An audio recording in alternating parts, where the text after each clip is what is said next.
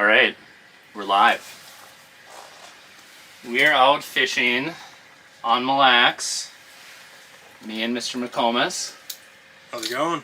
You almost have to do a little bit of a intro for the people that might watch it after the fact. And yeah, so we're set up. We're kind of more on the north end of the lake right now. And we're going to try and catch a bunch of walleyes if we can here. It's almost 4 o'clock right now. So we're all set up, ready to go, kind of like maybe just in time, basically, hopefully, possibly. So, anywho, yeah, we got some people showing up in the comments here, which is always good to see, which means everything is working properly. So, anyway. Yeah, hopefully we can have a few walleyes show up. The bite's been... So now we can kick back here and just wait for some walleyes to come in. The bite's been good. Better since the giant cold front is over, but we needed that to make a bunch of ice. And yeah, just a nice little flash bite scenario. Yep. Yeah, we sort of got a bougie setup right here. You can't really tell because all you can see in the background is the fish house. But yeah, in theory we'll catch a few walleyes. I've been down on the south end of the lake the last couple days. We had a little photo shoot, so I was down there fishing with Brad. He's got a bunch of his ice house rental houses down there or whatever. So I haven't spent a lot of time up here yet. I've been wanting to, but I do know that the bite has been somewhat reasonable. And we did get a little tip from Jason and Tyler Barr over at Tuts. We also got our minnows over there. So wanted to give them a shout out straight away. Yeah, for sure. We were actually out here a couple weeks ago playing around, and it was during the big giant cold front, and we caught a few fish and saw a zillion, but they were super negative. Yeah. Crawling on bottom, and it's one of those like, man, if a tenth of these bit, it would be crazy. And it sounds like, according to the Tuts fellas, the last few days since the warm-up, the bite is definitely picking up. So. Yeah. Well, we'll have to see if there's any truth to that rumor. They did cream them out on this particular break, though. Pretty dang good yesterday, from what we heard. So, hoping we can go through all of these. That's hashtag aggressive. Lofty expectations. Well, you know what? If we do catch 50 of them tonight, we're going to need every single one of those minnows, I tell you. I'd be happy with 3. But, I mean, I'd rather have a dozen. Yeah, I hear you. Alright, so I'm going to check the comments here, see what everybody's up to. I always get a little nervous about if the stream is actually running and everything is working properly. So, if you're here, go down into the comments and say hi. So when I see like comments coming through, that means everything is working properly. So let me know if you're here and if you've been out fishing lately or something like that. That might be a good one. I'm glad your eyesight's better than mine. It looks like everything is functioning, as far as I can tell, which is a positive. We got Fierce Outdoors. How's it going, guys? How's it going, Brett? Good? Yo. It's going. Alright. Grimy Fishing, who's also one of the members, which I appreciate. Nick, Brett, hello from Canada, he says. Craig says, there they are. Craig was messaging me on Instagram and saying, when are you guys going to go live? When are you guys going to go live? Fishing with Big Mike. Hey, y'all. How's it going, Mike? Jess is watching from Montana. We got Bob Bessman.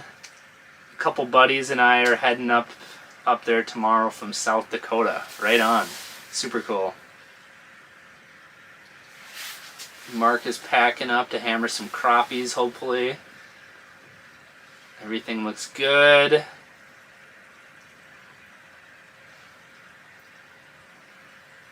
Alright, so another thing I'm curious about.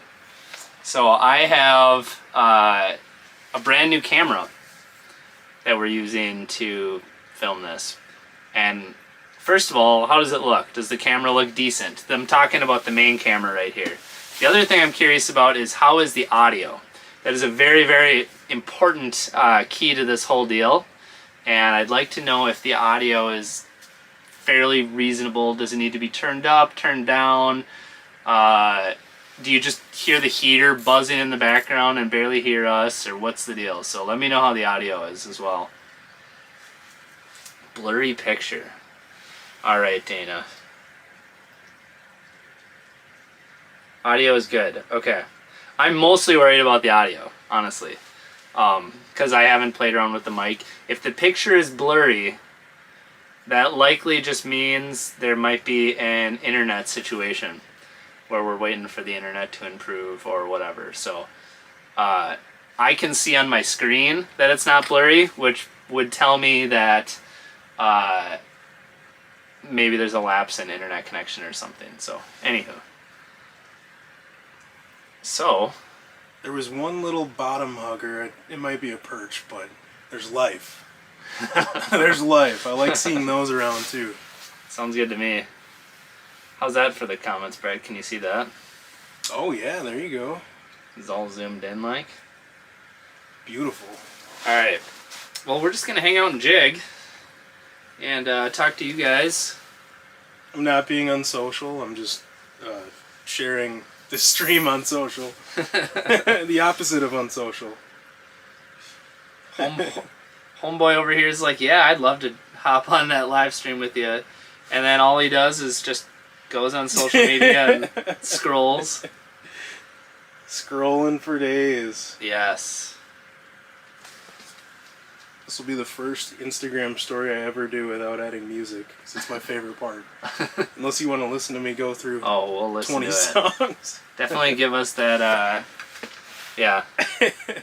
David said, well, productivity at work just went out the window. Good. You can tell the boss it was our fault. Uh-oh, Caleb's gonna get me in trouble. Hey, don't. I will be on time tonight. I promise. Brett's actually going live twice tonight. He's in high demand. Jim Seagraves, what's up? How you doing, man, over there? Yo. Where are you guys out of? So, how specific do we want to get with where we're fishing? Not all that specific. Okay. We're within a few miles of Garrison. Yep. Okay. That sounds good to me. We are within a few miles of Garrison. The northwest corner of the lake.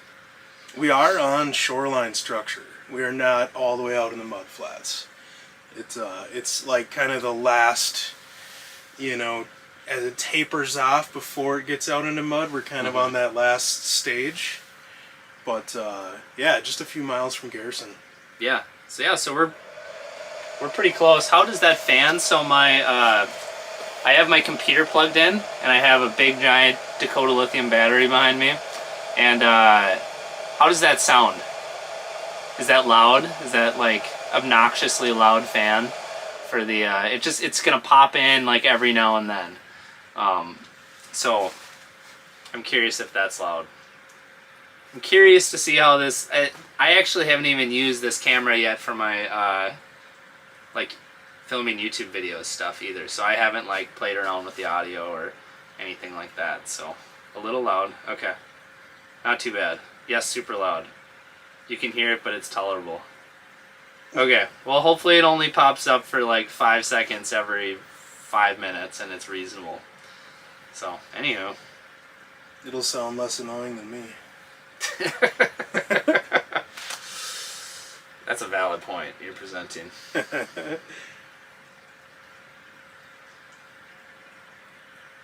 Alright. I think we got socials out. Okay. Good. Good evening from Sweden. How's it going over there in Sweden? We're targeting the cousin of the elusive Xander. Oof, that sounds fun. Yeah, could you imagine if we were set up for Xander walleye fishing, or ice fishing for Xander? One day. Alright, I'm done. Corey. Hey Nick, good to see you on the ice again. Yes. Glad to be up here. Blanco just showed up. What are you using? Alright, should we go over what we're using quick? Yeah. Alright, so I have just a simple... How's this going to work? Just a simple glass buckshot, just green and white. And this is a glow color as well. I got tipped with a minnow head.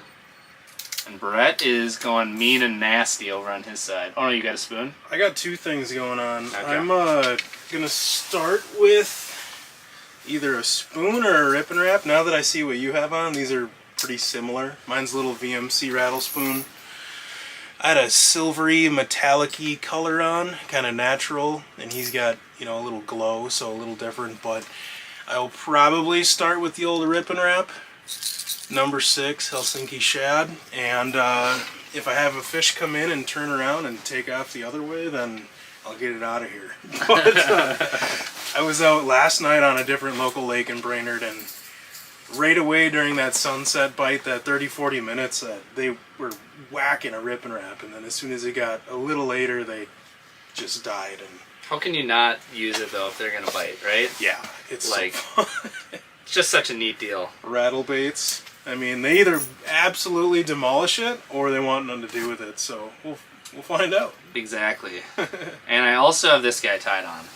So this is, I think, a number 3 size puppet minnow, whatever the middle size is. And any kind of glide bait like that, you just have to have one tied on. Especially like just walleye fishing in general. It's just a stupid good presentation. For walleyes, especially in clear water like this. Where did I put my other rod? There it is. But Mille Lacs is just notorious for ridiculous glide bait bites. When I was fishing out of the south end, we were doing like a little photo shoot thing, and they wanted to do some photos in one of the houses or whatever.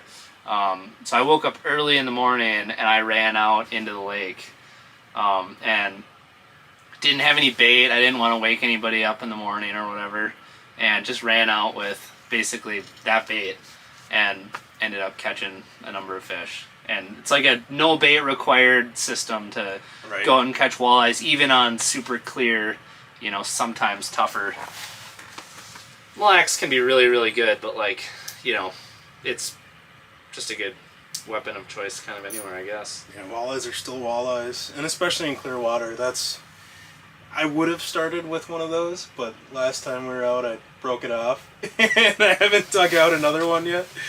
I usually don't like rattles in clear water. You know, it's just, it's such a visual bite, and you can still get that darty action on a glide bait. Yeah. But we'll see. When they want it, and there's nothing better. But I might be digging for the glide baits here right away. Funny thing is, they almost do better without a minnow head on them too. Sometimes, yeah. Talking about not needing bait. That is one thing, like, people will ask, like, minnow head or no minnow head. And I feel like usually I will have one, but if I just don't want to grab a minnow. Like, if they're coming in and looking at it, sometimes it does pay to have that minnow head, but otherwise it's nice to not have it because, like, yes, it for sure does impact the action of those baits. So sometimes it's just better to not have that and then not have to deal with minnows. And maybe you work the bait a little bit more when there's not a minnow in there. So that's just like a general rule of thumb. Right. If they're not going to eat it without a minnow head on it, then go to a jigging spoon. You know? Usually, yeah. There's a perch. Yeah. The best is when that perch is actually a walleye, but it was coming in sideways. Like that? Like that? Oh, he's getting vertical. Sometimes those perch turn into walleyes. It's a weird thing they do. Yeah, just like that. When they come in perpendicular to the cone, That's true. and then you could see him turn and get that full profile. But oh, come on, buddy. Dude, it's like clockwork. 359. Just like that. I'm surprised with him getting a little vertical that he didn't go. Yeah, he started to come up. Whatever. What are you gonna do? Get him.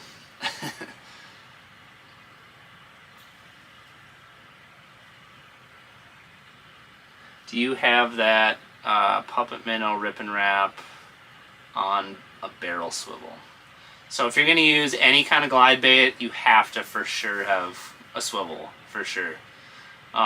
So that would be my recommendation on that. Yeah. Are you running a swivel on yourself? Yeah. Because it's the same thing with the, Even jigging spoons, everything. I mean, when you're reeling up and down and you're letting out 20 feet, 30 feet of line, whatever, you're going to get twist in your line. And if you ever want to fish to not eat, especially like watching panfish on camera and stuff, have your bait sitting down there just let spinning. it sit there, yeah. Yeah, and the only way to stop it from spinning is either to just constantly rock the tip and keep it moving, but sometimes you want to hold it still and just run at the smallest barrel swivel you can, 12 to 18 inches above it, no matter what you're fishing, I would say, for walleyes in the winter. I don't know, dude. I was watching some dude on Instagram, and he posted a Instagram reel, and his bait was just sitting down there spinning. And... Was it a perch one? Oh, yeah, it was the perch one. I just saw that a couple days ago, and the perch, or this morning, and the perch kept trying to bite, but the bait was spinning, and he was missing the bait. Yeah. Like, was that a single hook on that spoon, too? I think it was a single, yeah, like not a treble. Right. And it was spinning around, and you could see the perch he kept trying biting to the grab wrong it. side of the spoon. Yeah. I just so wanted to comment, use a swivel. It's like, yeah, I don't need to be a clown and rag on him. Yeah, right. Okay, I was told to ask here in the comment section. Where was it? Ask Blanco how many fish he's caught so far. He must be killing it. Who's Blanco? One of the people watching here. Oh. Yeah. I think his buddy's asking me to ask him. Oh. So he's obviously killing it, right? Must be. No, probably not, right? It's either he's Don't listen crushing to him. it or... Look who we got in the chat here. Mr. Blazing. How's it going? Okay, Attaboy. so Nate was out today. He's out right now, I think. Right now? First time. Good luck. Good luck to you as well. Yeah, man. Have you caught yet? Did you just get out? What's the report? If he's on the lake, I think he's on his first fish will be at... on his home waters. Between 4:20 and 4:30. Okay. How much ice is there? I knew people would be asking. It was just a matter of time. So Saul Bunyan. I like that username. How much ice is there, Brett? We just measured we it. actually measured, and there's 14 and a half where we're at. Maybe even 15, but 14 and a half. Black, clear, really good ice. I was honestly shocked there was this much. It might have been an area of the lake that froze over a little bit before some, like out in the mud in the main portion of the lake. I've heard it's more like 6-ish, depending where you're going. But some of the shoreline stuff, and then in some of the bays on the south on 14, 15, the stuff that froze over literally like a couple weeks before the main lake. But it's really good here. We've actually even seen some small SUVs and trucks, which I was like, what are they doing until... It's bold. Yeah. It is bold regardless, honestly. Well, the problem is, like, you go over a snowdrift or a crack and there's 5 inches, so... Yeah. Right. But right here, glorious. Alright, are you ready for a big long question? Yeah. Alright, this one's from Ryan. I'm going ice camping for the first time on this deep, clear lake in Wisconsin. I have 2 spots in mind. One is a sunken point that sticks out into the deepest part of the lake and tops out around 17.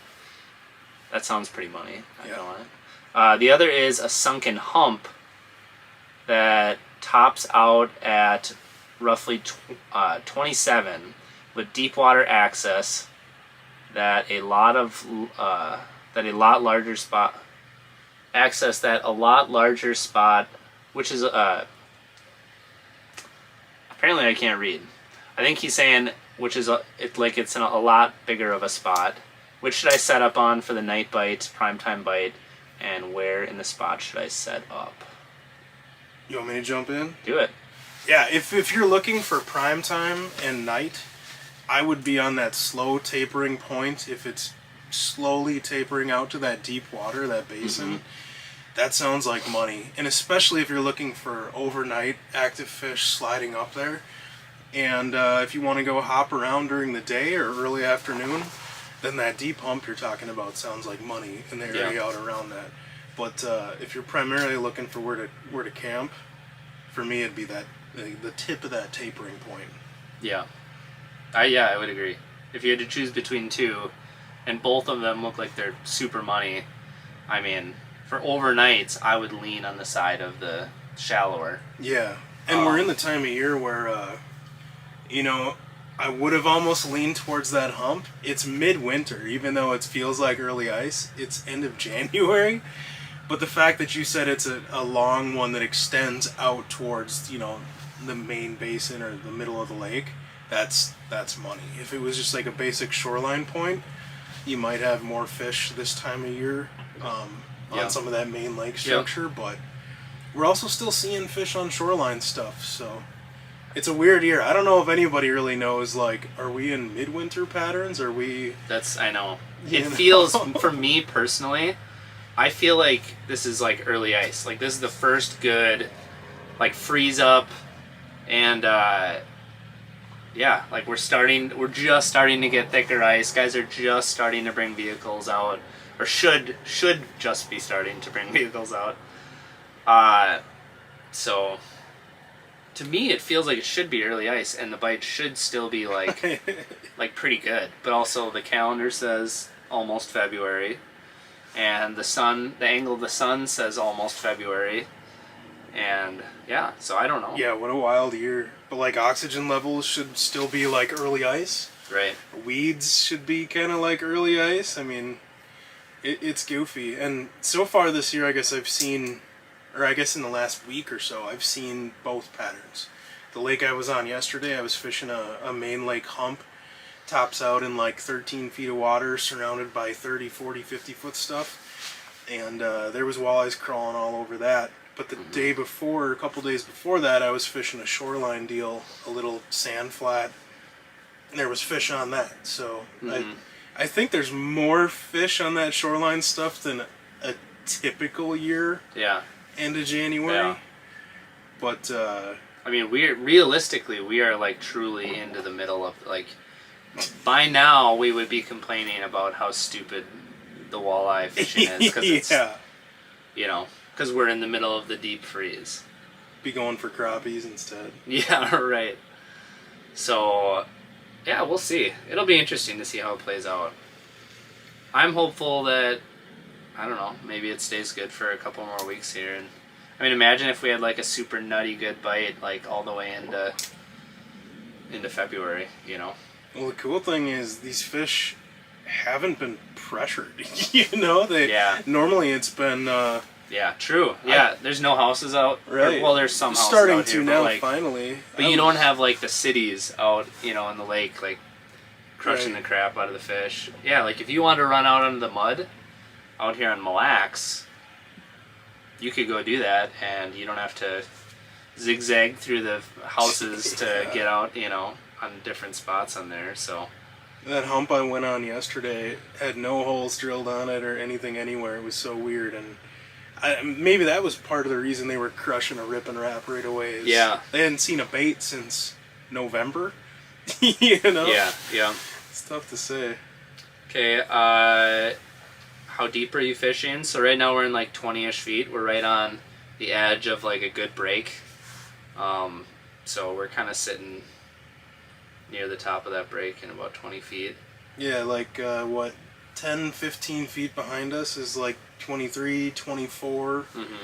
And if you go 10, 15 feet that way, it's 16, 17. Just kind of like that spot that, was it Ryan talked about earlier, where it's a kind of a long tapery point. And we're right basically on the tip of it before it dips off into that soft bottom. Yep. Yeah. What part of the lake are you on? We're up on the northwest side of the lake. Do either of you ever fish any of the Twin Cities lakes? Me personally, very rarely. I've only done it like a few times. Do you ever fish the Twin Cities? I never have, honestly. I should. You don't drive south to go fishing very often? Anytime I have time off or whatever, it's how far north can I drive. If I have one day or if I have 3 days, it's like Am I going an hour north or am I going 14 hours north? So, but they get some really giant fish because they got a longer growing season. Some of those giant crappies. No, it's valid. Yeah, there's great metro fisheries, despite all the pressure even. But that ain't us. Fishing in Brainerd feels like fishing in Metro now. It is nuts. You can't go anywhere that like 20 people haven't already fished like in the last 3 days. I can't imagine the guys in the cities. I mean, compared to... We complain so much about pressure, but it just has to be so much worse in the cities. Right. Right? Like, I mean, per capita for like a town or a city, we're probably at or near the top for the Brainerd area or whatever. But yeah, I mean, obviously there's like a trillion people in the cities, so. All right, Joe Holland dropped a donation, $10 donation, and he said $10 on the next fish. Oh. Well, so far I'm the only one who's had a chance at it. We haven't been live too long. You owe $10 because you didn't get it to bite. And he's also said $10 on the next fish. That means I am going to be pounding the bottom when I see a little perch come in. He didn't say walleye, so. Oh, there you go. Sneaky, sneaky. Appreciate the donation, Joe. And I think you're going to start a fight is what's going to happen. If we went to clarify, well, we have to clarify it. Who gets the $10? Is it the first walleye or the first fish? Ooh, definitely got to be a walleye. Does it? Well, we could catch a 13-inch perch though, and that shouldn't be penalized. I mean, if it's a big jumbo perch, that should count. Here's what's going to happen. We're going to catch like a tweener perch, and then we're going to have a big fight about whether or not that one counts. You should get it for cord management fee. No, we'll do it. Okay, first walleye gets the $10. I think that's fair. Okay, Grant wants to know, how do you think this warm-up next week will affect the bite? I personally think positive. That'll be awesome for the bite. Absolutely. I almost did this live tomorrow because I figured the bite might be even a little bit better with just consistent warming trend. But Brett is super needy, and this was the only day he could sneak out. So all of that is true. I am super needy. No, I think it comes down, the best thing you can have is stable weather. Even if it's -20, but if it's day 3 of stable, that's alright, I guess. But you get a few days of stable, warm weather like this, and I'd much rather be fishing now, for sure. Saul said, did you walk out? No, we drove our snowmobiles. Because we're fancy and we like to brap. Brap. Do you know anything about this comment right here from Ryan? Brett, that magic trick you posted on Insta with a toothpick blew my freaking mind. Not my magic trick, my daughter's. No. Did you see that? I didn't see that yet, no. My 5-year-old daughter walked up to me and was holding a toothpick. I posted the video on Instagram, but she's like, this is a real toothpick. I'm like, yeah, it is, And she, poof, and it disappeared. And then flipped it back out, and it blew my mind. I don't know where she learned it or what, but I guess I got a little carny for a daughter. Maisie Houdini? Yeah, she's so cool. It was ridiculous. She did show me the trick, though.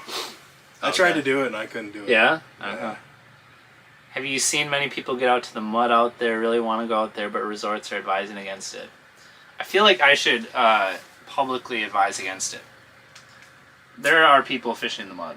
Yeah, I work to the resort, for sure. And they're constantly pushing their roads and where they're checking every day. Like, just up in Garrison, before you could only go out a quarter mile, half mile, and then I saw as of yesterday or something, they bumped it out to, you can reach like the first couple of mud flats, the edges of them, but I think it's like 3 miles out now, and everywhere is just slowly creeping out, but we made a lot of good ice those few cold days for sure. Mm-hmm. But yeah, the problem is you hit a snow drift and it hasn't made any underneath there, and You get some Yahoo driving a truck because there's 15 inches here, but then there's 6 inches over there. So, Right. but always work through a resort, I would say. I mean, it's just nobody's gonna tell you just about how wherever you want to go. Yeah. You know, you always Yeah. gotta check for yourself. Yeah, for sure. Do you want anything to eat or drink over there? Did you bring bubblers? I do. I would totally steal one. I did. This might be the first bubbler Nick has ever given me, despite him showing up with a six-pack every time. Well, I mean- need those 6. Those are I need the bubble. I would have brought 4 if I needed 4. I was so Gatorade in here. I think he's just feeling guilty because I delivered Jimmy John's. Yeah, are we just gonna start snacking now? Is that what's gonna happen? Well, in about 10 minutes, we're not gonna wanna be eating when the walleyes start rolling through. Looks like my wife is. My wife's in the comments section. Always great to see. Hi, Jordan. But it also so my wife first asked, how many fish have you caught? Which is, I feel like she's taking a low blow. She's ruthless, man. Yeah, that was brutal. I can't believe you asked that. How many fish have you caught, Jordan? But then it's a couple comments lower. She said, "Bye, Dad." So maybe it was Carter was in the comment section asking the hard questions. What's up, Carter? We haven't caught one yet, but we did graph one, and the bite is coming. It's gonna happen. We had a fish come in.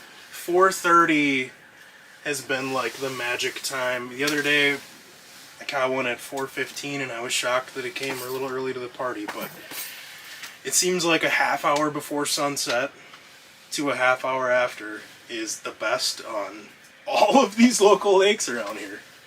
Any of the clear water lakes. I mean, obviously it's different if you've got some stained water, but Yep.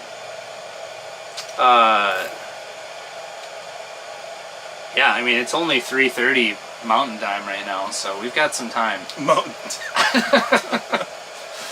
Scott asked, just logged on, did you CAPTCHA anything yet? We just answered. I know. But he said CAPTCHA. I thought it was kind of funny. Like I like you have to that. click the thing to prove you're a human kind of thing. I like that. Yeah. I saw you doing a live stream not long ago, and someone was saying it was like not live or something. They're like, "This is a recording" or whatever. And as you're answering, yeah, I'm like talking the to questions live. Yeah, I don't know. Some people are strange. Okay, I'm curious. Let's see. Can I see how many people are online? What does it say? Let me know in the comments how many people it says are online at the moment or watching. I'm a little bit curious. It's kind of interesting to see like the ebbs and flows of like when people log on and off too. 133, 120, 133. It's interesting. Like a lot of people will log on and watch at work, and then like the viewership will drop once like work kind of gets off, and then like it'll pick up into the night or whatever. And then like when I live streamed on Red Lake, which actually was kind of a long time ago now, like the number would not go down, the amount of people watching. Like it just stayed up till like midnight. Like no one wanted to stop watching. So I was watching that right up till the end, and I fell asleep at the very end with my computer still on that last hour. sometimes Not that my it wife wasn't does that good when content. she's watching shows. No, I'm boring. I get it. I'm an old man now. That was late. I am boring. I get it. Here's a fish. Give me that $10. Get him. Get him, homeboy. Oh, that was mean. You have the rattle bait on still? No, I have a spoon on. If I saw that with a rattle bait, I wouldn't pick it up again the rest of the day. But then the funny thing is, I see with a spoon, it's like... Right. You're like, oh, well, I'll keep on running the spoon then, obviously. Yeah. Oh, here we go. He's coming over to me now. He knows that, obviously, I have a significantly better presentation. or significantly worse. He didn't even look at it. I can't remember the last time I got nervous graphing a fish. But because we're live, I just had like butterflies in my stomach. That's so crazy. It's probably like a 13-inch walleye, and you're like,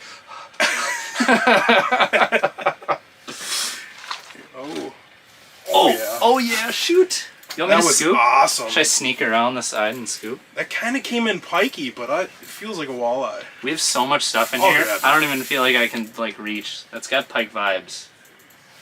Oof. Or giant walleye vibes. Holy smokes. Did I reel up? I only got 6 pound on this rod, which is scary. I should have reeled up. He actually did tangle up into my line. No! Yeah. That has to be a pike, right? It felt like a walleye, but man, did it fly in like a pike. It's heavy, dude. It's got head shakes. I'll be right back. BRB, Holy TTFN. smokes! It's big. Please be a walleye. Yeah, seriously. Dude, it's a big walleye. No, it's a pike, isn't it? Is it a pike? It's a pike. Oh, shoot. That's okay. Can you turn them? Ooh, it's a nice pike. Oh. Watch out, be cognizant on my line, too. Sorry about that. Oh, you can pick her right off there. Yeah, how you like them apples? Well, that would have been sick if it was a 30-inch walleye instead of a 30-inch pike.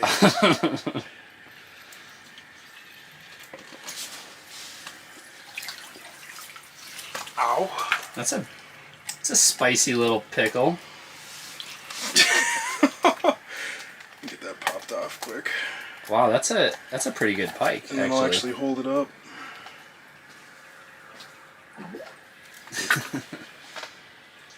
Yeah, well, so I don't get $10 for the first fish? I think I'll give you $10 for that one. That's like actually a pretty awesome pike. Oh, that might be your line. That is my line, yeah.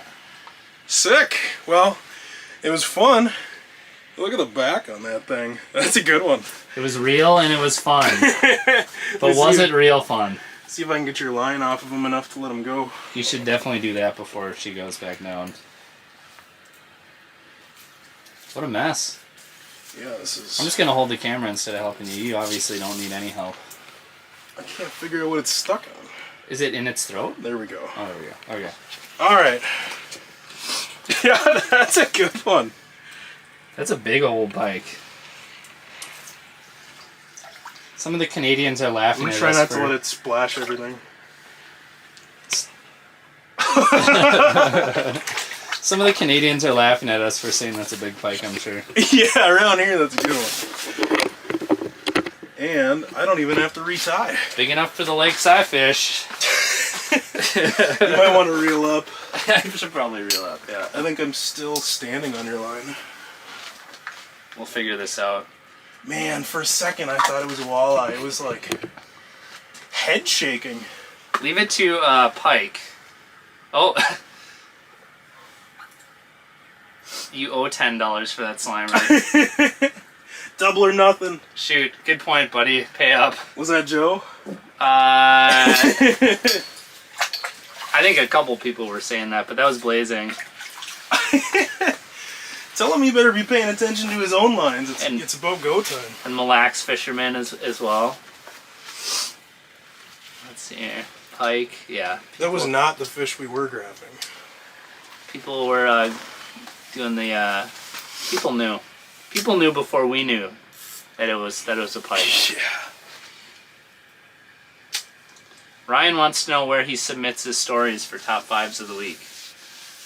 To the Target Walleye email address. Well, there you go. If you're not subscribed to the Target Walleye email, just go to targetwalleye.com. Little sign up button up top, and yeah, Wednesdays and Fridays I send out an email that's kind of like Sports Center of walleye and ice fishing, just the top things that are going on right now.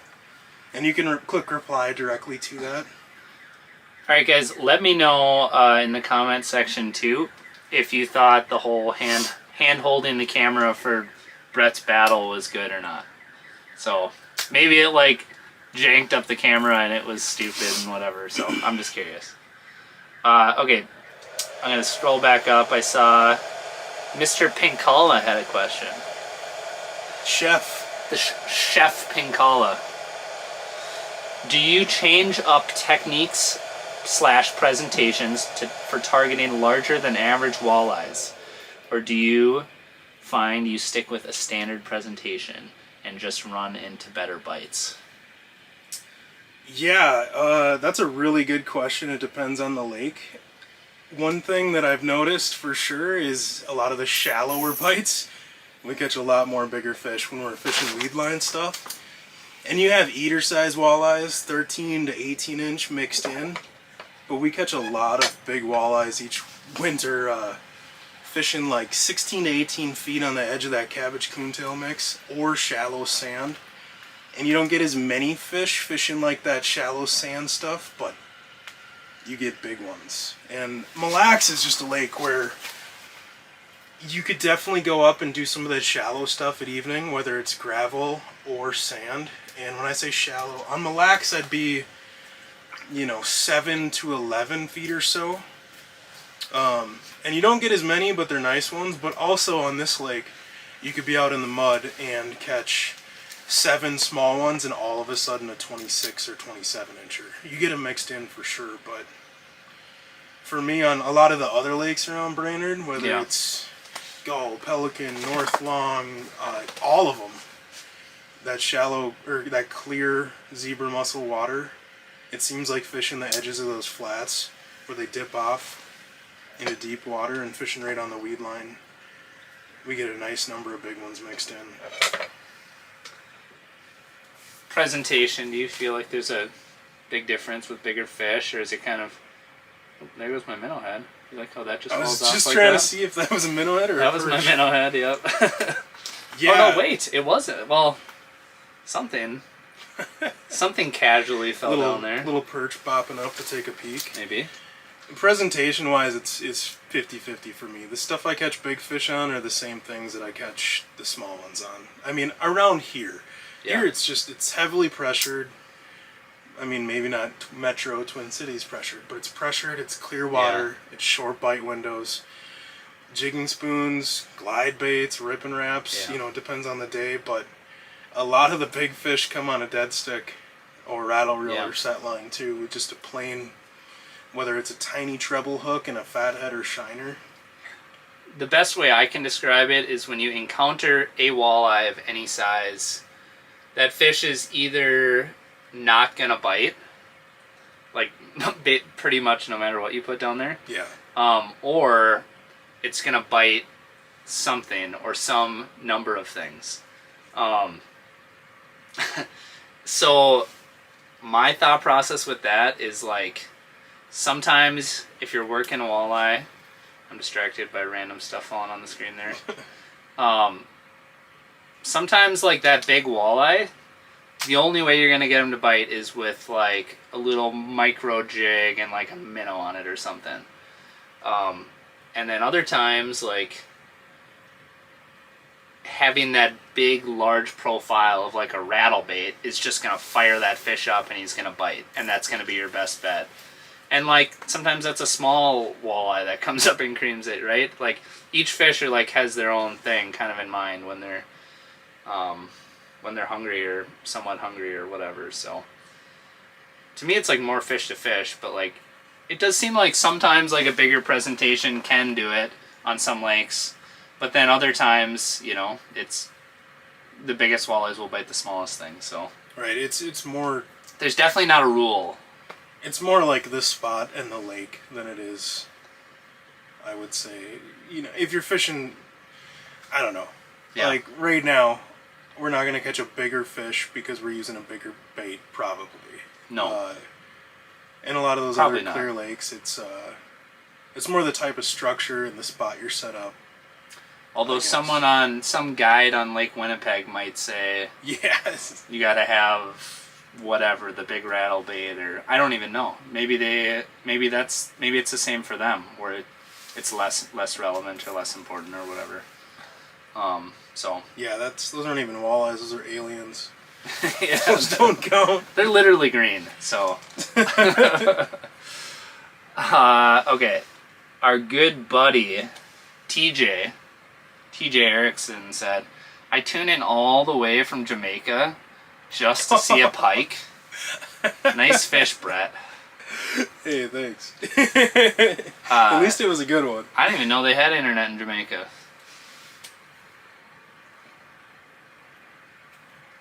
Miss you, TJ. Yep. Let's go fishing when you're not someplace super warm and awesome. Yeah. You're doing okay at the moment. We'll connect later once you're back up in the frozen tundra.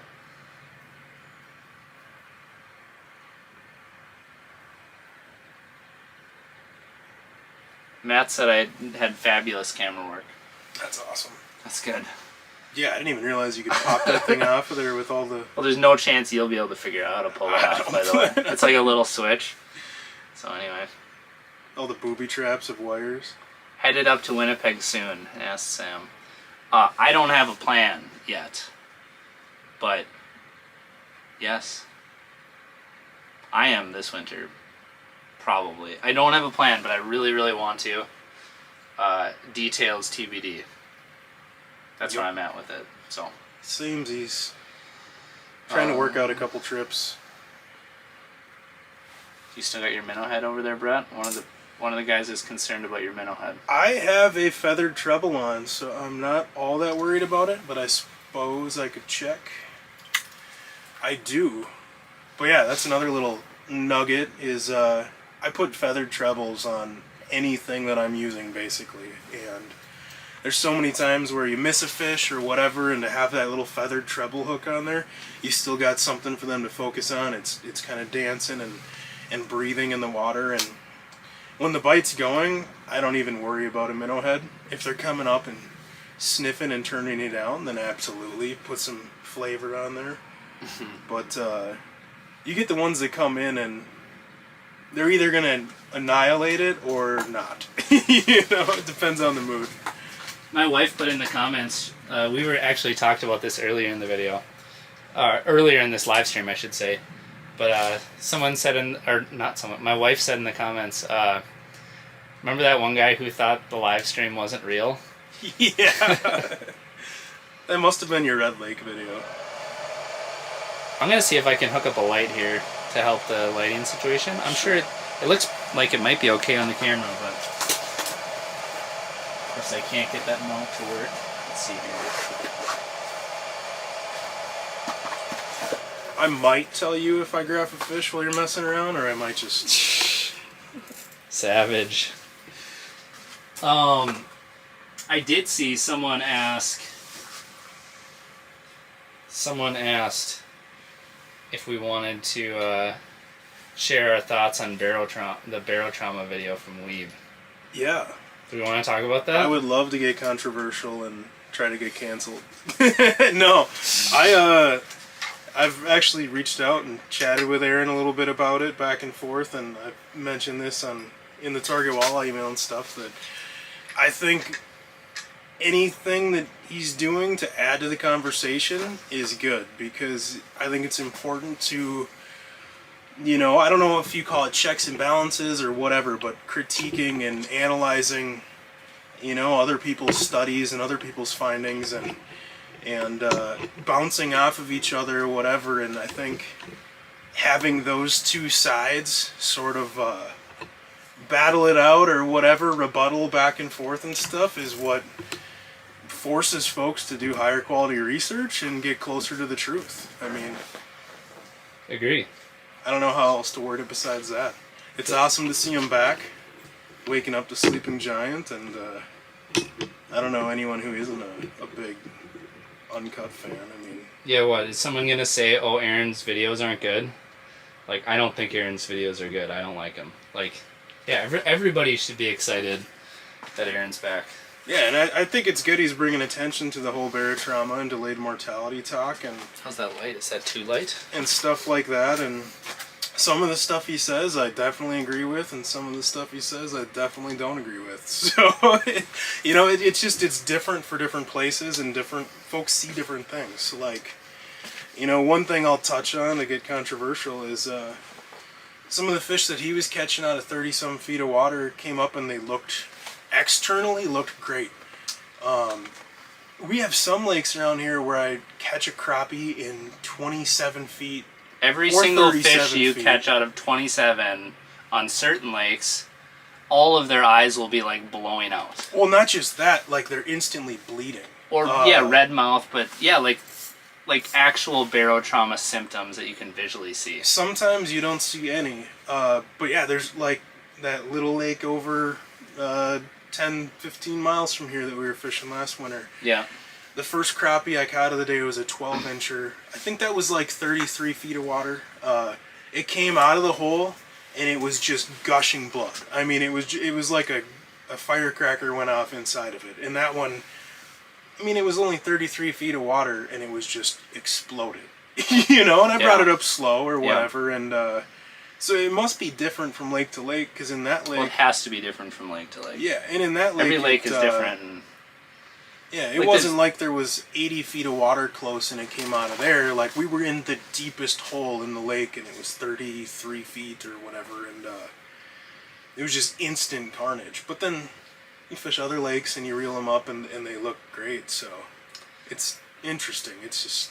Well, it's undoubtedly true that in some lakes, crappies are more likely to move up and down out of deep and shallow water, just based on how the lake sets up and the forage situation and whatever. And like some lakes have like more dissolved oxygen than other lakes and whatever. So there's a lot of factors, and I don't know. I mean, it was interesting. Like, very few of the fish in any of Aaron's videos really showed very many visual signs of barotrauma, which is nuts, you know? Like, Yeah. there's some lakes where like every fish you reel in like is showing some physical sign of it externally. Right, it You gets know. all red from the pop vessels, and the eyes are bulging, and you'll even see the bladder poking out of the throat. Yeah. And like, that wasn't the case on any of those fish, which is just crazy. So it's totally... It varies That's by not to, so many factors. That's not to say there's no validity to what he's saying, or Yeah. what he's saying or what he's presenting, but it's another data point, you know, For sure. like that what he's putting out is more information out there to look at and think about and consider. So I don't know, it's hard. Oh, it's awesome though. No, it's great, and the videos themselves, like as someone who makes videos, they're awesome videos, like super interesting and fun to watch. And Aaron's, you know, he's always thinking. Well, the dude is a genius. I mean, the Yeah. way his brain works, he's literally a genius. So I definitely appreciate any insight he has as someone who is out there doing it, you know, putting time in on the water. It seems as though it's a very difficult thing to truly isolate and determine mortality rates for certain species. I can't speak on like a lot of that stuff, because I've been told that there's a lot of studies on barotrauma for different species of fish, and there's a lot like in the saltwater world. But it's all just different too. Different fish are different, and different conditions are different, different lakes are different, so it's not a super easy thing to just pin down, unfortunately. Are we losing viewers with all this barotrauma talk? Should I see? It's probably going up. Next question. Yeah, just give me a second. I have to change the title. Live on Mille Lacs Lake, calling out Aaron Weeb. Cops involved. Cops. Got to throw something controversial in the comment or in the title. Ryan says he lives in the metro and wants to know the best bet for targeting burbot. Yeah. Oh, and he said, I know I'll have to drive up north. Just wondering how far. Okay. Yeah, Brainerd area is kind of right on the burbot line. Yeah. The ones I've heard of being caught south of here are just in river systems. Not really big ones. I've seen lots of like little mud whistles below dams and in river holes and stuff, but Brainerd is kind of that line where we've got a handful of lakes in this area that have them. Not all of them, but the biggest lakes in the area do.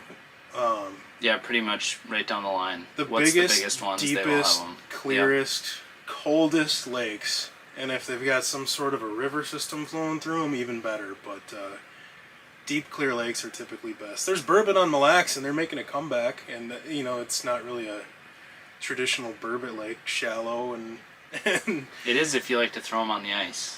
back in the day. It's traditional for that. But I mean, if it were me and I was making a trip and I wanted to know I was gonna have my best shot at catching one, I would be going up to the Cass Bemidji area. Mm-hmm. I mean, Winnie's got a ton in it. Leech has got a ton in it. Cass. I don't want to say too many lakes smaller than that because I don't want locals to get Right. mad at me. But Is there a... Can you legally throw burbot on the ice anymore? no, Not, could you before, technically? I don't think so. I mean, I don't. You know, you can't throw a carp on the ice. But you can't. could. You could like throw a. Could you throw like a Cisco on the ice? You can't waste anything. Anything. I don't know what the laws are, but people used to just stack burbot up on the ice. I'm pretty sure it was illegal then too. You think so? I mean, okay, I don't know. Someone in the comments will tell us. Probably. Where is the sauce? How's it going, man? He said go to the North Basin of Lake Winnipeg for pike. Last March our group put 6 that were 40 plus topside in one day. That's wild. Amazing. I'd like to go up there at some point. Yeah. What's that bridge, like Grand Rapids or something up there? And then when we've gone up to Wekusko and stuff in the past, you go over that Yeah. bridge and there's people ice fishing and there's Yeah. open water at the channel and that just looks like a magical area. Nicholas asked,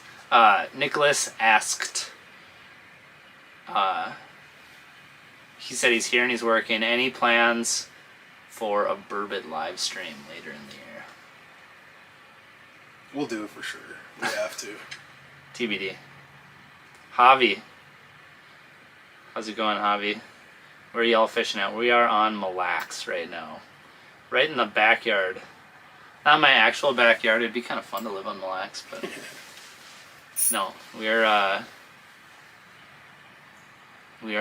Mille Lacs. What is your opinion on a possible ice road on Winnipeg?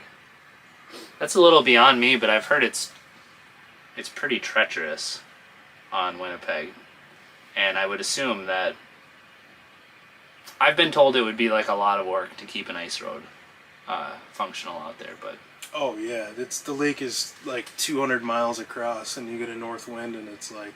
you fill up the whole thing, yeah. There'll be little goat trails out there where cars just follow each other's tracks and they'd never be able to maintain one out there. You mentioned you don't use rattles in clear water. Does this change at night? I do use rattles in clear water. Sometimes they'll hit a rip and wrap in clear water, but a lot of the times when they're fussy and stuff, then I'll go to silent options. But yeah, especially low light and whatnot.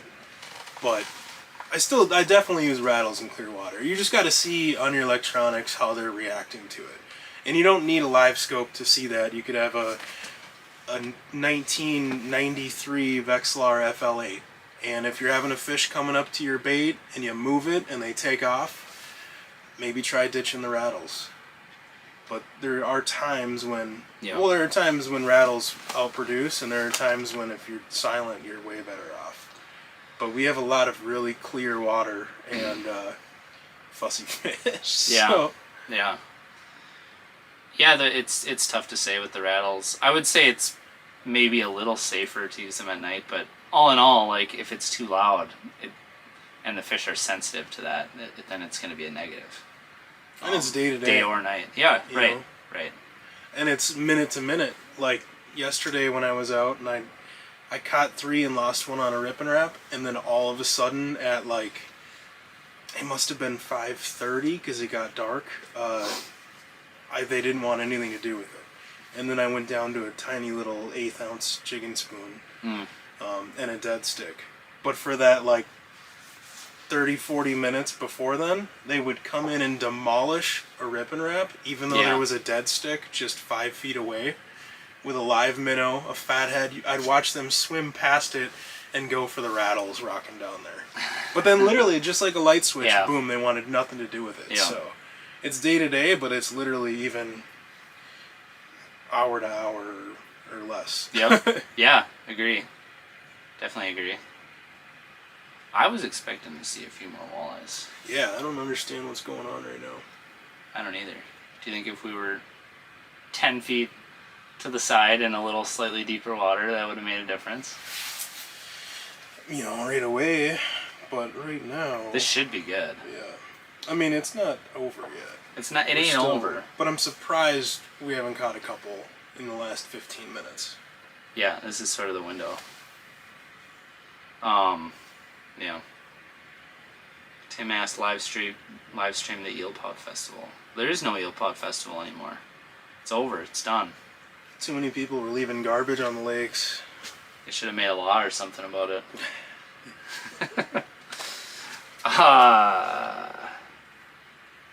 Scott said, finally a couple days of safe ice in central New York, and the temps are back in the mid-40s for the next week. Yeah, what a tough in-betweener little year we got going on here.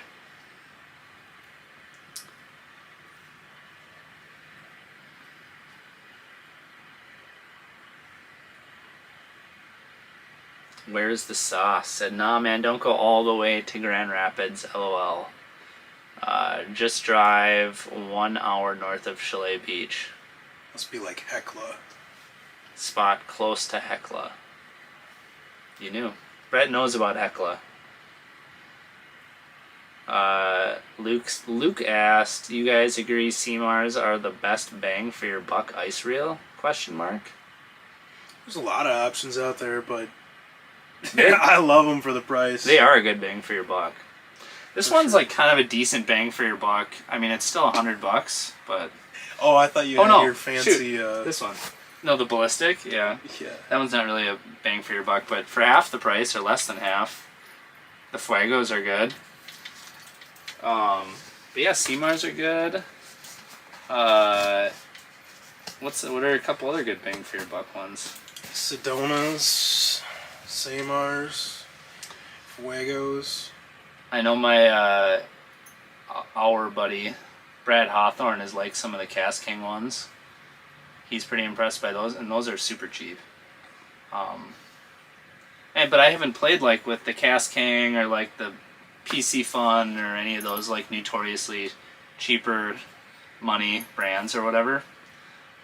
So there might be some validity to that, just as far as like value. But Yeah, I've heard good things about them too. I have no idea though. Which do you prefer most, rattle or glow? Both. Why not both? I'm, the meme of the girl, why not both? Yeah, rattle and glow. It depends on a million conditions, but like today was a little more gloomy, a little darker. I like glow colors. Yeah. As the sun's setting and it's going down, I like glow, but like if there's a little sunlight or if it's during day, I really like metallic-y silvers or golds, natural looking stuff. And then as the sun dips down, I'll usually change out with a little quick snap and put a glow on. Yeah. So both, everything, all depends. Any tips for the perch on Mille Lacs? Do you guys target them ever out there? Yeah. Yeah, so the perch are... the perch are mostly on the mud. So if you want to go and catch like the big perch, you have to be fishing out on the mud flats. And my best advice would be... basically you gotta cover water, and it doesn't take very long for them to show themselves. But like for the most part, like where you'll find some of the perch, like there's gonna be a bunch, and if you're not marking any perch, there's probably not many perch in that area. It's I wouldn't like set up camp and wait for the perch to come to you. No. You need to like go find the perch and figure out where that like pod area is, because there might be a bunch of perch from here to, you know, whatever, like 30 yards away or whatever. They're exploding out here though. The last winter, it's a thing. like every mud flat we went to had perch on it and keeper size perch. Yeah. And they were mixed in, so you'd catch some of those little annoying ones, and then on live scope you could see, you know, there'd be like 8 little ones, and all of a sudden a bigger marker would be coming in, and you'd be like, oh, here comes a walleye, and no, it was a jumbo. But man, for years we didn't see any keeper-sized perch out here besides the odd unicorn. Yeah. In the last year or so, or a couple of years, they've really exploded. And I think as we get more ice and you get more people going out to the mudflats, you're going to hear a lot of perch. I think this year you're going to hear yeah. a lot about them. For sure, because last year at the end, I mean, it was like every mudflat we went to, there was keeper perch on. It was... They were just like everywhere, yeah. It's probably going to be, I mean, this population is maturing. Like the really big population coming up. They grow fast out here. And they go really fast, and it's probably going to be the best or one of the best perch bites in the state for sure. Once people get out to it and start fishing it. These next few years should be pretty special. It should be nuts, yeah. Last year it was like every mudflat we went to, and it depends on the day for depth, but they were all right on the edges of them, like 27 feet. And they just, they'd be everywhere. I mean, unless there was none. Like he said, yeah. If you drill a hole and you don't see anything, move another half mile or whatever to a different edge of it. And it's not like drill a hole and like scope around and look. It's like drill a hole, jig a little bit, see if anything comes to look at you. So you have to like fish the spot a little bit to like know if they're kind of in the area, because obviously perch are inquisitive and they're going to come up and look at what you got going on. Inquisitive. Speaking of glow spoons, I'm going to get a little glow on ready. You got some spoons coming out? Well, okay, Brett, what's your PB walleye on Mille Lacs? On Mille Lacs, 29 and... I can't remember how long it was. It was 29 something, 29 and a half, I think. I actually caught it during one of those fish donkey... Oh, really?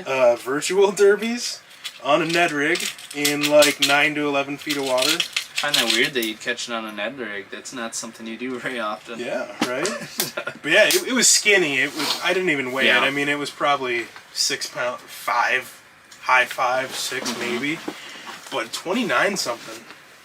And tons of 27s and a handful of 28s, but don't see very many get above that 27-inch size out here. I mean, then you ask some of the tournament guys who fish out here, and it takes a 28.5-inch average on 5 to win. It's like, okay. Yeah, my biggest is 29. Not like maybe a lot over that. I think we measured and it was just like a there's a big one on bottom. Where? Oh yeah, Brett. He was like gonna eat you. Oh, he's turning around. He's trying to figure out where you're at. Get him, buddy. Get him. No! Oh, you dog, you. Oh, he's still there, dude. Oh. He's following you back down the bottom. You got one over by you too. Oh yeah. Oh my gosh! What are you doing? I'm gonna get him over here. I got better hooks. Oh no, dude. That kind of sucked. Ooh, he's still here. The dumbest walleye in Mille Lacs Lake. Finally. This is a rip and wrap. Oh, is it really? Yeah, he was just like swiping at it.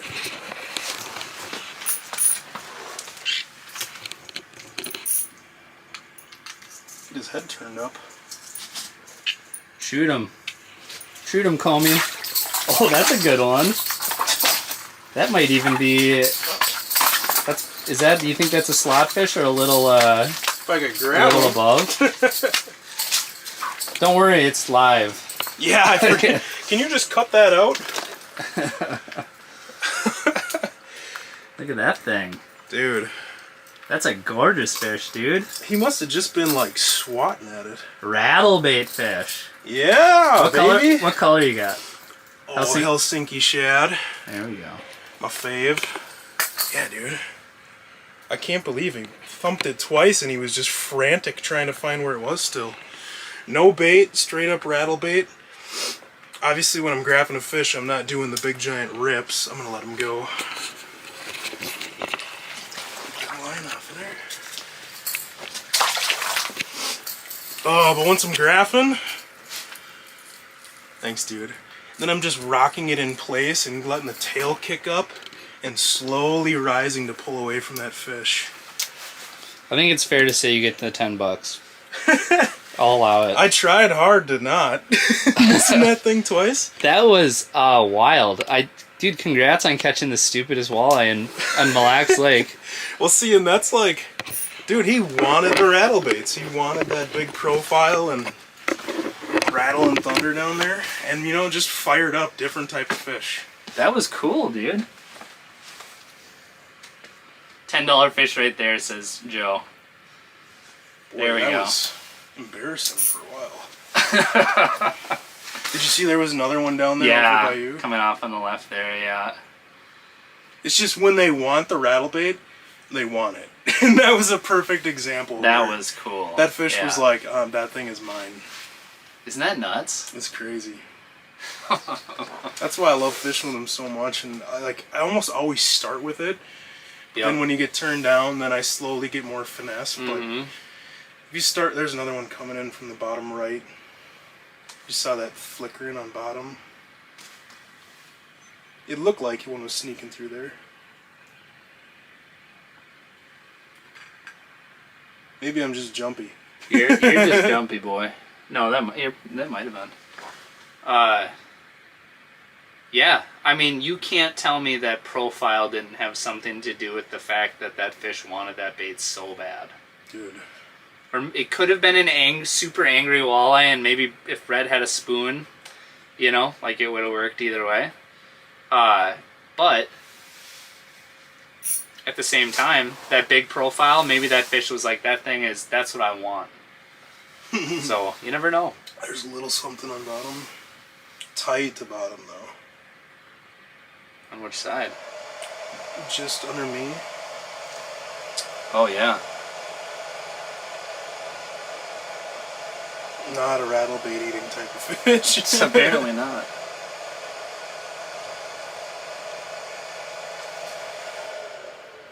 It's so addicting catching them on it. And there are days where, like, you're doing more harm than good.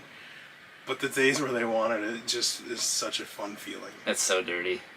I used to go up to Winnipeg all the time because it's famous for rattle bait eating walleyes. And then I started, that really, like, boosted my confidence of using them around here. Yeah. Even though it's completely different and it's murkier water and ridiculous fish, but just as far as like confidence in the cadence and how you work it and how to seal the deal when one comes and stuff. Yeah.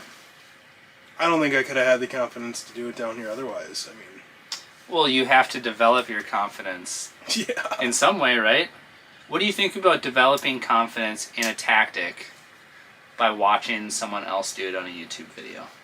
It helps, but it's not, you got to do it yourself. Like if you watch some dude go out on one of our lakes in the Brainerd area and cream a bunch of fish on a rip and wrap, like that has to help you think like they would bite that if I put it down there. It's not like this big stupidest thing in the world or whatever. For me, it gives me the confidence to go try it, but then still, if I go out and try it and it's not happening, yeah, my confidence is right back down to, you know, but it gives me the confidence to want to go try it. Yeah.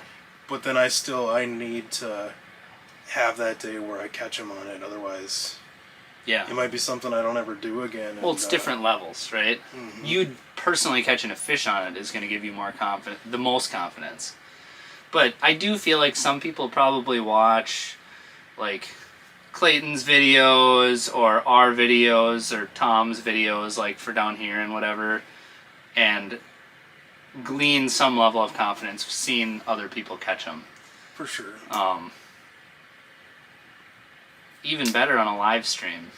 Well, the learning curve of you know, where to start, I think that helps drastically, of just how you're working it, when and why. And yeah, people who talk about the why for things and not just the what is the most important thing for me.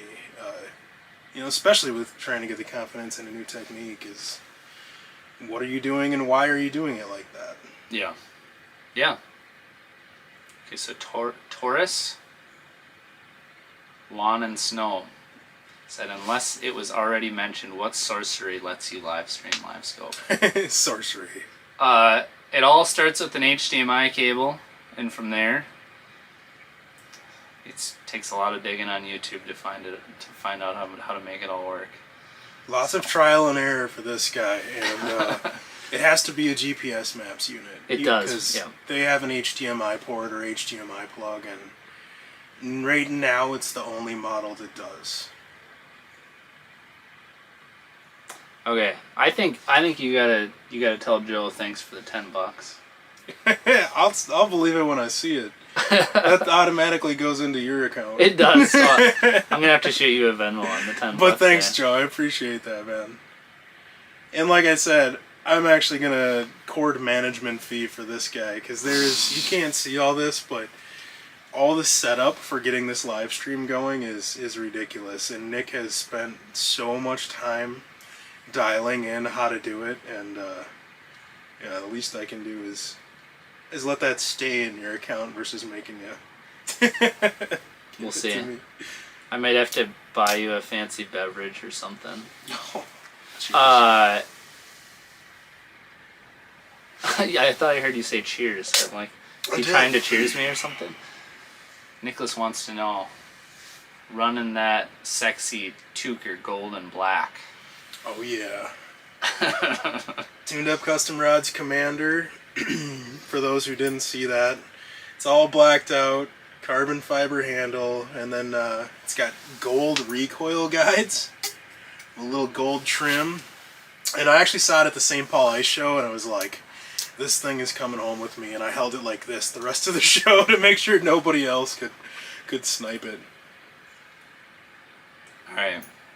Joe just dropped another $10 donation and said, just to make sure Brett gets it. I know how hard Nick worked guiding you out there.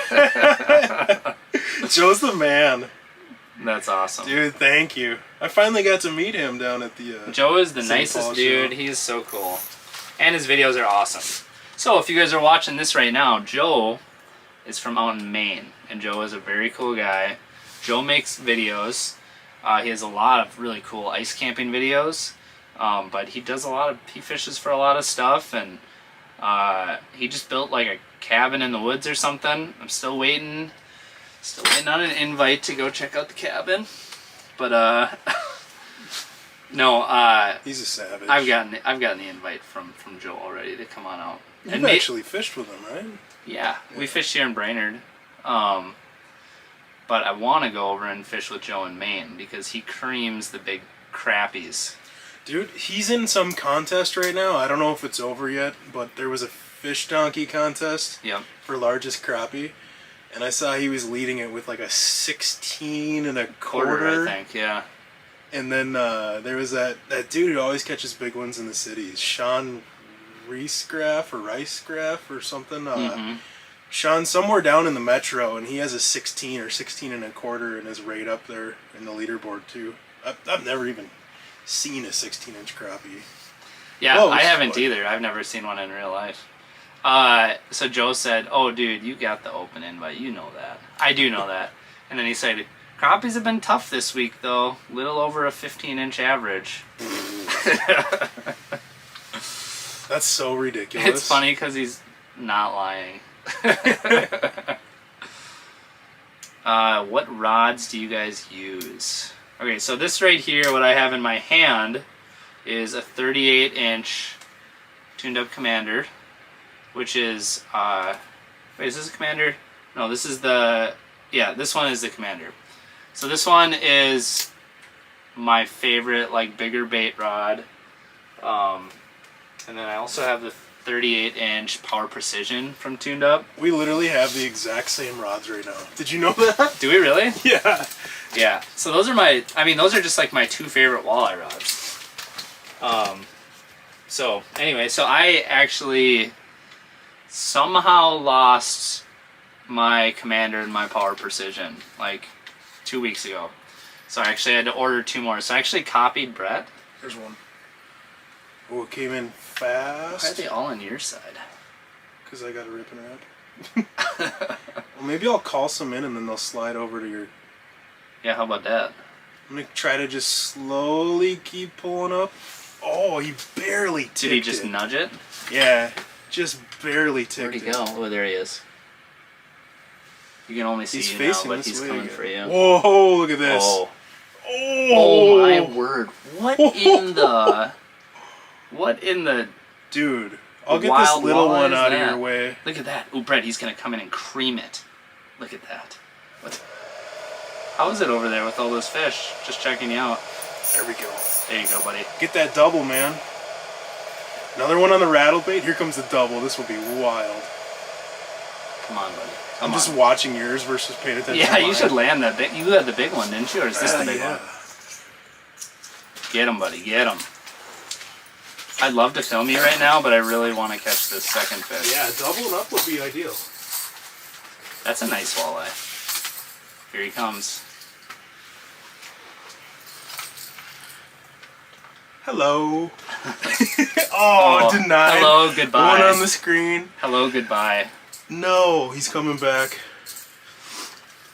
Come on. If I can get this rattle bait out of his face. There we go. Double No ducks. stinking way. Yes, please. I need a pliers. I got some. Uh-oh. Brett's is bigger. God darn it. I'm so disappointed. Come on. You got too many hooks there? Here, buddy. There, I got it. Just in time for me to give you a... Alright, mine's been out of the water longer. Hold him up for 1 sec. Okay. Let me grab this guy. Here, let's get a double. Just double hold really quick. I'm gonna give him a Quick breath drink. of fresh air. I'll give mine a breath of fresh air. Alright. We're really doing it, Harry! How do we do this here? I think mine actually is bigger now that I look at it. Alright, dude, that's so awesome, man. Oh, we didn't cheers them together. Oh, we dropped the ball. What were we thinking? Oh, that was sick. That was nasty. 5 o'clock. It's the witching hour. Dude, that was cool. That was dirty, dude. Double stinking up. So you can't see it, but the live scope screen just switched to dark mode. And it's almost like clockwork. Walleyes always show Here's up right as another one. that switches. Get yours down there. This one's kind of moving slow. Oh, I still have the minnow head. What a blessing. Oh, Yeah. I didn't want him anyway. He was a pipsqueak. Just a baby. Just a baby. Dude, the two that you've both caught were nice. Those were like both like quote unquote slot fish. This must be that same little. This thing's micro. Jason Barr just asked if we're catching. Oh, he was pushing your bait. You could see the swivel. Yeah. He didn't like bite it. No. Yeah. He just he nudged it and Right. pushed it a little bit. That was rude. So Barr just asked if we're catching. Yeah, shout out to Tuts Bait and Tackle in Garrison for the hot tip. Just slide out here, 20-ish feet of water. Tip of where we got some hard bottom tape before it tapers off out deep, and I have been down. there's another one on the bottom. Oh, there we go. On the south end. And That's that same one. I bet. it's got like perchy vibes almost. It does look like what?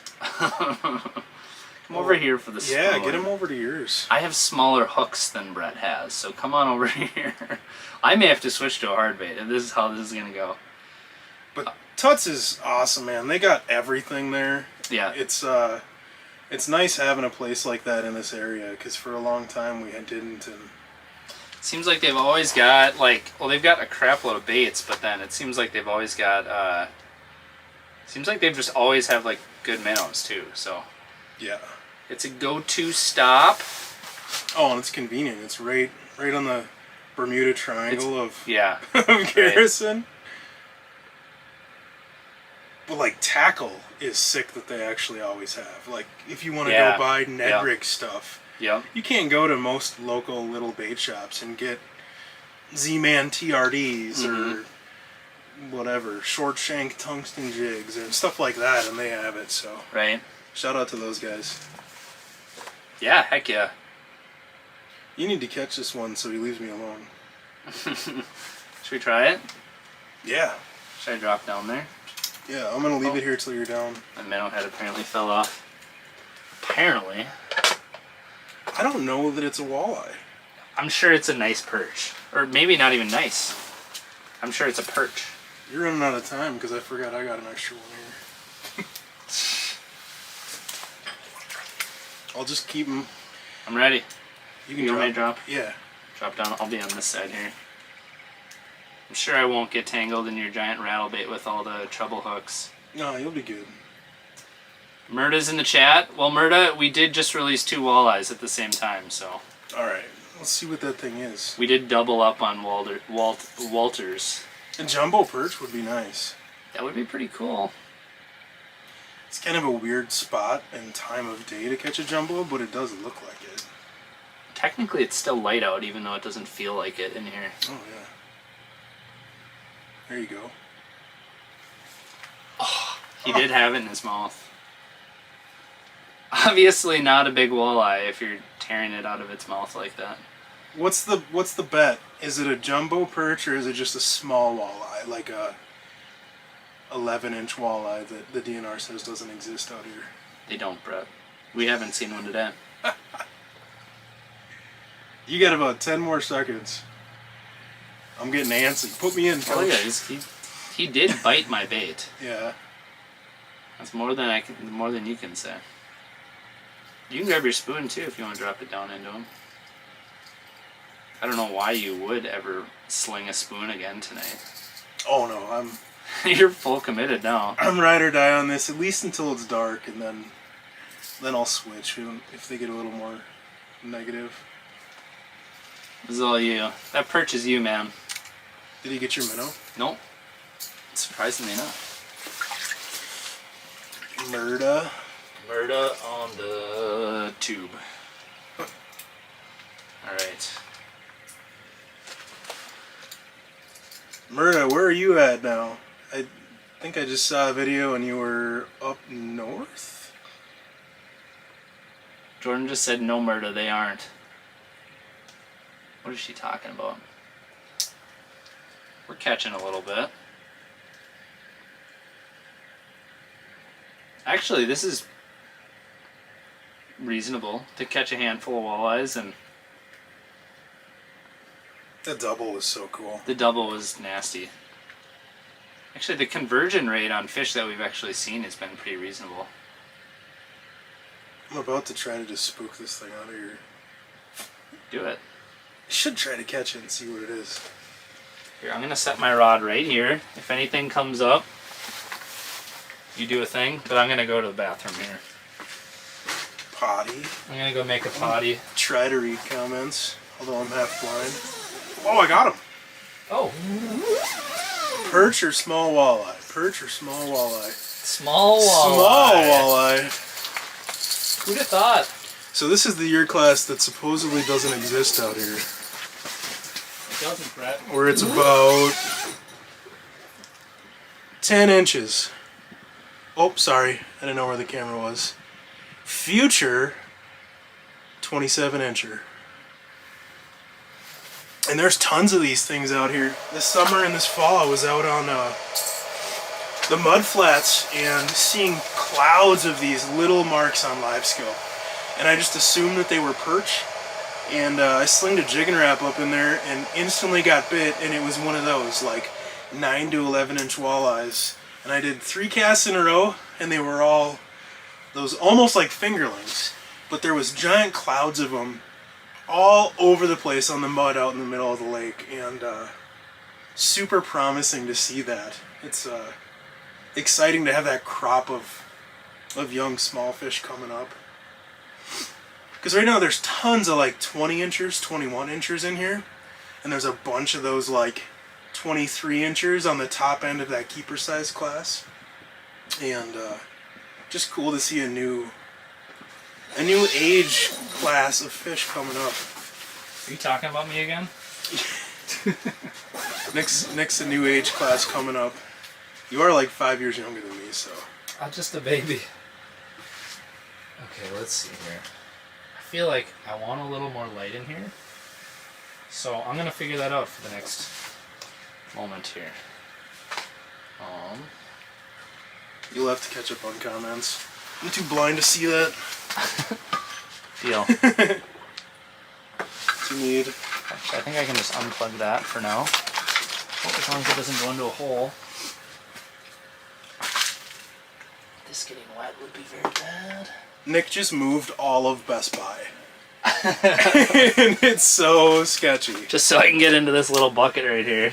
If one of these 7,000 cords comes unplugged, then I guess I hope you all have a great night and thanks for watching. That's like we better get that intro in outro in right now.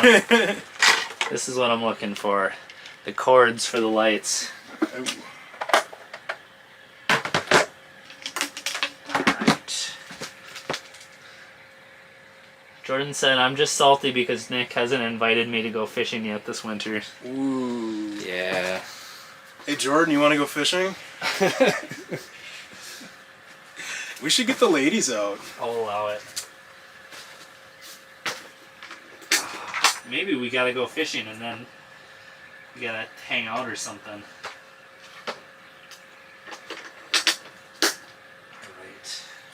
Brett, you gotta keep the conversation going. We're Sorry, live. I get so zoned in staring at the screen. Brett, we're live. Well, I can't see what's going on, but I'll do a little update. We're out on Mille Lacs. We're a few miles from Garrison. And we're on 14 and a half, almost 15 inches of solid black ice, which is so awesome. Walleye fishing, and we've caught a few of them now. Big old pike, we just doubled up. And running a mixture of rattle baits and jigging spoons. Seems like the rattle bait has been pretty nuts. They've been loving the rip and wrap so far, which is pretty cool. Like I mentioned earlier, when they want it, they want it. When they don't, you got to get that thing out of the water. You'll scare more fish, but today they're coming right to it, which is pretty incredible. A little extra light there. And the computer's too far away to read comments, so Nick is going to have to catch up on those, but he's just getting some lights set up so you can actually see us. But the bite window was like exactly what we expected. Sunset is 5 o'clock, and lately a half hour before to a half hour after sunset has been the best bite on these clear zebra mussel lakes.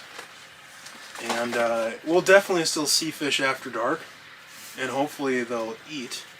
But what we've been seeing on not just Mille Lacs, but 3 different lakes in the last 8-9 days or so is that hour at sunset, they're fired up, they're crushing rattle baits, whatever, and then as soon as it gets dark, 5:30ish to 6, the mood changes. And you'd think it'd be the opposite, where they're still fired up, but it's like a light switch flips and they just get neutral, and they're coming and they're tighter to bottom, and it's like you gotta have a tiny little jigging spoon and barely move it, or you're better off with a dead stick.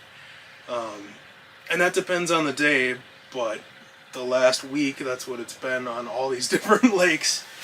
Some days those after dark fish will come in and drill a bait, but I don't know, man, they've just been funky. I'll answer this one really quick. Any lessons you've learned or advice you could give regarding ice camping? My lesson would be extremely aggressive about keeping yourself warm while you sleep, because if you get cold, it's gonna suck.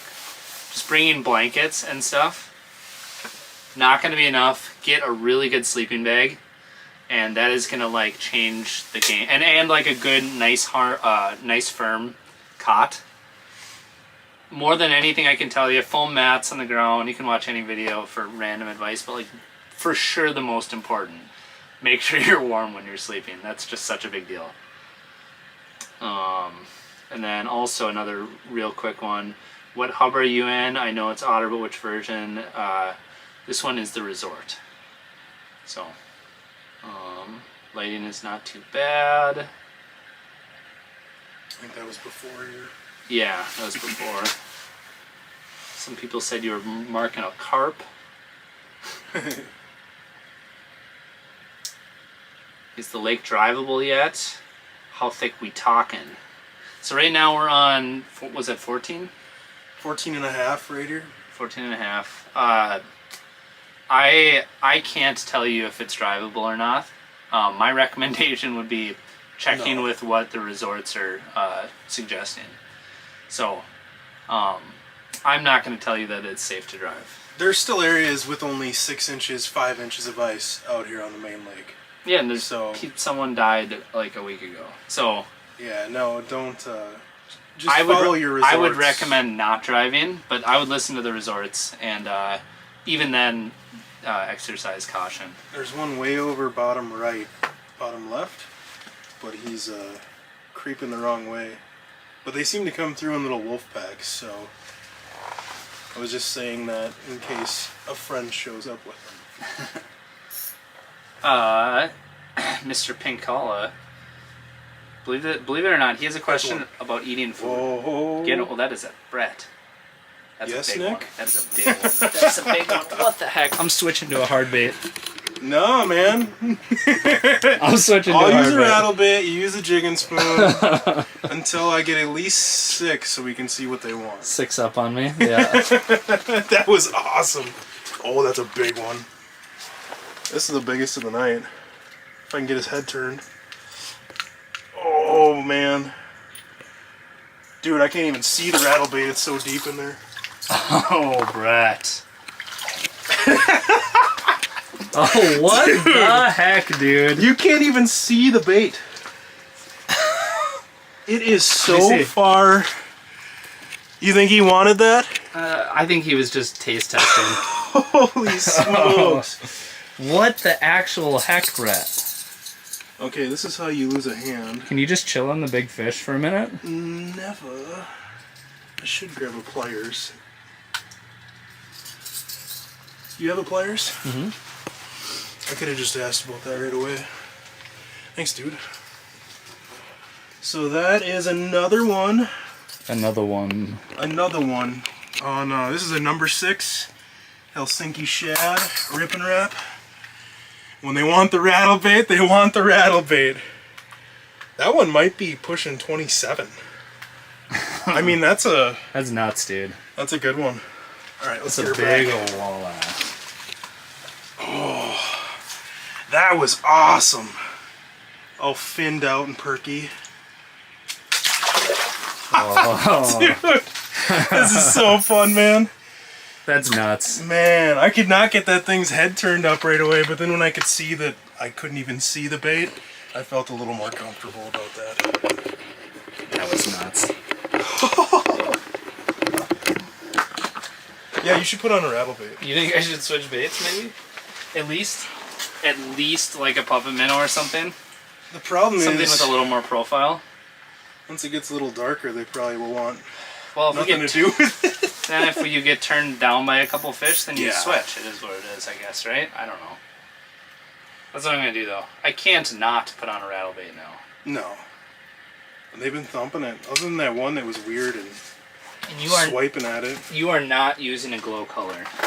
No, just Helsinki shad. It might It's still white. go glow though. Yeah, if you got a glow one, I would, or one of the UV colors. You actually got a little bit bigger too. Yours is more like this size too, isn't it? Cause I got these. I like to use these smaller ones, but yours is a little bigger. Actually, this is a number 5, not a number 6. Yeah, that's a number 5. I'm sorry, I keep saying number 6, So this is but I'm pretty sure that's a number Let me see. 5. This is about the same size. I'll go with this profile. Which is funny, because like in Winnipeg, if they looked at this thing, they'd be like, It's just a baby. what is that, for crappies? And down here it looks huge. But we use the number 7s up there. Alright, so I'm gonna follow suit. I love using rattle baits. Some of my buddies give me a hard time about it, but Brett is even more of a rattle bait savage than I am. Just so fun when they're eating it. And it's like the drawing power of getting a fish to come to you. And I'm not going crazy. I mean, you can see how I'm working it. Once in a while, I'll do about a 2-foot rip or so. 1.5 to 2 feet. But I'm not doing like big 5-6 foot, and I'm not ripping it super hard, which would make the rattle like, brrr, you know. Yeah. I can feel the vibration of the bait on this rod, and it's just a subtle. Brrr. But then as soon as I'm graphing a fish, I stop with the big pops, and I go to just rocking that rod tip in place, so my line doesn't ever go slack. And I'm just doing this with the tip, which makes that bait, the back end kick up, but it's basically sitting in place and then slowly rising it so that it's moving and making a vibration, but not getting too squirrely with it. And that's always the deal sealer for me, is just that rocking motion in place and slowly rise until you feel the thump. I will say I am a big fan of rattle baits. But fishing with Brett, we talked about confidence earlier. That's like seeing you crack fish on them like that is what originally gave me the confidence to even like try to use them ever. Right. Like when we went up to Red Lake and you were creaming them or whatever. By the way, when we were up at Winnipeg last year, this color right here, I don't know how good you're gonna see that. It's basically green and white. Yeah. That color was so stinking good. I was just talking to a guy who has a cabin up at Winnipeg. And he was saying, well, whatever, he was just giving me some color recommendations, but I told him to use that, like, and, like, when we were up there, it was like we were going through every single bait we had, and if it had, like, green on it, it was catching fish. Like, it was, like, the weirdest thing. Like 8-to-1. Yeah, it was just so, like... Crazy. I had caught, like, a few fish, including my biggest walleye ever, and Brett's, like, going through his box, like, what do I have that has green on it? And then he found something, and then he started catching. I've never seen color make as big of a difference. Yeah.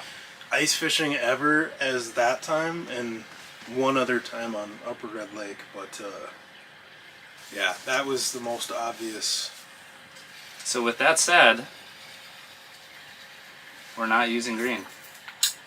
I'm going to use a little bit of Wonder Bread action. And that is... gonna make all the difference. I've got glow, so mine is gonna be better now. Yeah, it's that time of day. Well, also for what it's worth, all the fish are coming in on your side. There's been a couple coming on your side, and I caught them. I caught that one fish that came over to my side. No, there's been a few, but ooh, we got Shadow Bassin in the chat.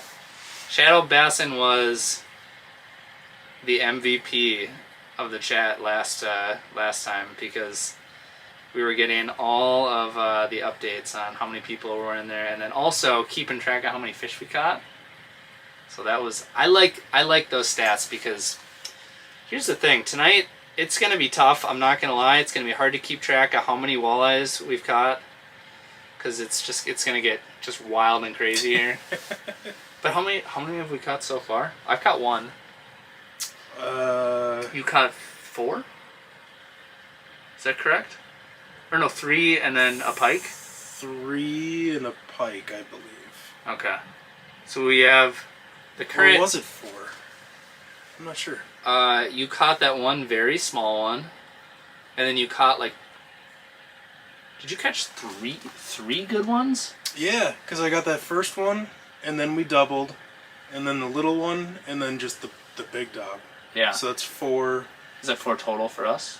4 for me, 4 for you, 1 for you, and a pike. So we've got 6 fish so far. Well, Joe was about to tell us how many we've caught and then redacted it. I saw a question on the commander. I can't remember what it said, but it was asking about the tip. These are super beefy walleye rods. It's an extra fast, so you can see it loads up crazy fast with tons of backbone. It's really good for big rattle baits, or if you use oversized spoons. I'm honestly guilty of using it too much, because I just am a sucker for really beefy, powerful rods. And part of that too is I run mono. So I got 8-pound mono on my my rattle bait setup, a little swivel, I think a 10-pound fluorocarbon leader to a VMC crankbait snap, so I can change colors and stuff. But That mono is my shock absorber. So instead of running a little bit lighter or medium rod, you'll see that this doesn't have a whole lot of flex once you get outside of that tip. But in conjunction with this mono, it's just enough stretch. So when they're at the bottom of the ice and I'm trying to get them turned, and he's flailing or whatever, it absorbs that and you just tear out less hooks. But it's my favorite rod. But overall, the power precision is probably a better all-around walleye rod. The power precision is nuts because I feel like you could fish anything on it. Yeah. Including hard baits, including smaller spoons, and like it's just perfect for like everything. And you could handle a big fish, but also you could, you know, reel in like a bunch of 13 inchers or whatever. There's the flex of the power precision. As you can see, a little more, oh, I thought that was a fish, a little more into the backbone or the...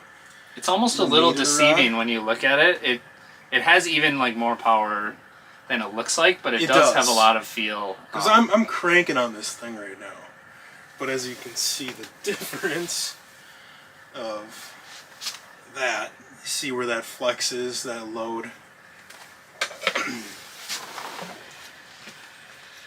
Okay, the consensus is that I was correct. What's that? You have 3 walleyes. Really? And I have 1 because you caught 4 walleyes and then you got -1 for a pike. Oh. I normally would agree with that, but I think pike over 30 inches. If anybody wants not negative points. If anybody wants to see the pike, it happened pretty early. You can rewind the video. I don't know which way I have to do that on the screen here. It's all flipped and okay, backwards. Vanna White. I don't know what that means, but you can rewind and see Brett's pike if you didn't see it live. Over 30 is -2, is what they said. So it was a very, very reasonable pike. So I think that was an asset to the stream. Yeah. I think that was good. That I hate that pike, fish. and I like that pike. Except for the moment when I saw it was a pike and not a 30-inch walleye. Yeah. That was... Well, it was making enough runs that it would maybe be fair to think that it was probably a pike, but you would think if I was more experienced, I would have known. One day, I think you'll start. Once you catch a few more fish, you'll start to get a better feel for which species, you know. You talk a lot of smack for only catching 1 so far. Hot dog. I love you. Scott's like, geez, all the pike haters, what the heck? Okay, Joe and Shadow Bassin are confirming that the pike was caught at 111, roughly. It was a really cool eat on live scope. It just demolished it. 111 on the video if you look at the timestamp. Yeah, it was very cool. So I thought it was neat. By the way, just curious, because I don't know that I have a good way to personally check this for myself, how is the overall quality of the stream right now? We're on the ice, and I have 5 full bars. It should be super great. But I want to know if like the audio is good. Is it fuzzy? Is it clear? One thing that's super important that I've noticed in the past when the service was good but like maybe a little edgy was like, was it like, one thing I noticed is like sometimes it would chop. Like the audio is clear, but like the visual would be good, and then it would kind of like pause for a second, and then it would be good for 5 seconds. So anyway, that's what I was curious about. Like I think it was kind of doing that when we were on Red Lake. So anyway, yes, everybody's saying it's good quality. Brian said 720. So yeah, so specifically what I am trying to do right now, I've done all my streams in the past in 1080, and I just feel like maybe that's a lot to ask. Not being on a Wi-Fi connection and whatever. Like I feel like the 720 is just easier to maintain and have good quality. And like if you're watching on your phone, that's totally fine. And if you're watching on your TV, like 720 should still be pretty fine. So we're out in the wilderness. We're not in our bedrooms playing video games on fiber hardwire connected. So we're trying to be somewhat reasonable. By the way, Jeremy McComas is checking in. He gave us a quick rundown on how the audio was. Look at that nice recap. 720p, voice matches with mouth movements, audio clear. Perfect. Thanks, Jeremy. I feel bad that we drove right past your house to come here. But let me know what you're doing this weekend. If you're around, I'll be getting out somewhere. Randy said bait or no bait. So we're both running rattle baits right now. And bait or no bait on your rattle bait, Brett? No bait. I'm calling you the rattle bait expert. Are you no bait all the time, no matter what? I prefer to not run bait on rattle baits or glide baits because it messes up their action. As soon as you put a fathead head, even the smallest fathead head, on a number 5, number 6 rip and wrap, I can feel in my rod tip, I can't feel the vibration of that bait. I know that it doesn't have the same brrr, brrr, that shimmy, that just that vibration that those fish are feeling. Yeah. And it's crazy that even like a crappie minnow head on there kills that vibration. And then on glide baits, a lot of people will use them. I prefer not to. It depends. You know, if you're fishing it really slow and just sitting there wiggling it, it's probably good to have that little minnow head swinging on the hook. But I like dancing them a couple feet out to the side, and you just don't get the same action or movements out of that bait as soon as you put minnows on there. And if they're turning it down without minnows, then I'm going to a jigging spoon. And then I'll use a minnow head or a feathered treble. But I do sometimes put a feathered treble on rip and wraps and jigging wraps. And that does not mess with the action at all.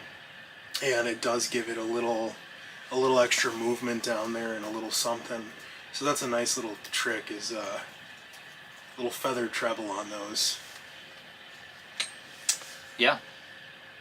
Good point. Touche. Randy asked, how deep would you suggest targeting walleyes in a small lake with max depth of 35?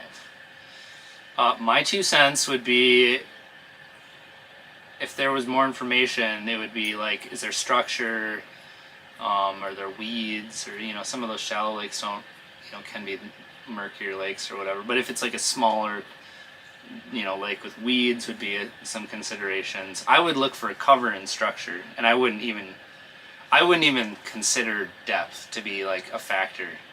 Like, where is the break? Is there like a break in 14 feet of water and it dumps off to 35, or what's going on? Yeah, drop a little more info in here on water clarity, because some lakes that are only 30 feet deep, they're still clear and they have good weed lines. They can be, yeah. And then if you're fishing on the edges of those weed flats, kind of wherever the weeds stop, that's like a highway, you're right on that buffet line. But some of those smaller lakes that only get 30 feet deep and maybe murkier or not as clear just don't have good weeds, and that can be really tough to find them ice fishing. And those are the types of lakes that you hear about people who maybe are set up in that 20 to 30 foot deeper basin crappie fishing, and catch a big random walleye on a sucker minnow that they have set down on bottom, in the middle of the night or whatever. So those lakes, I don't know how you tackle those unless you had been out there scanning in the open water and finding bottom transitions and stuff. But if there's a weed line, go to the weed line first. There's also some thoughts I would say too.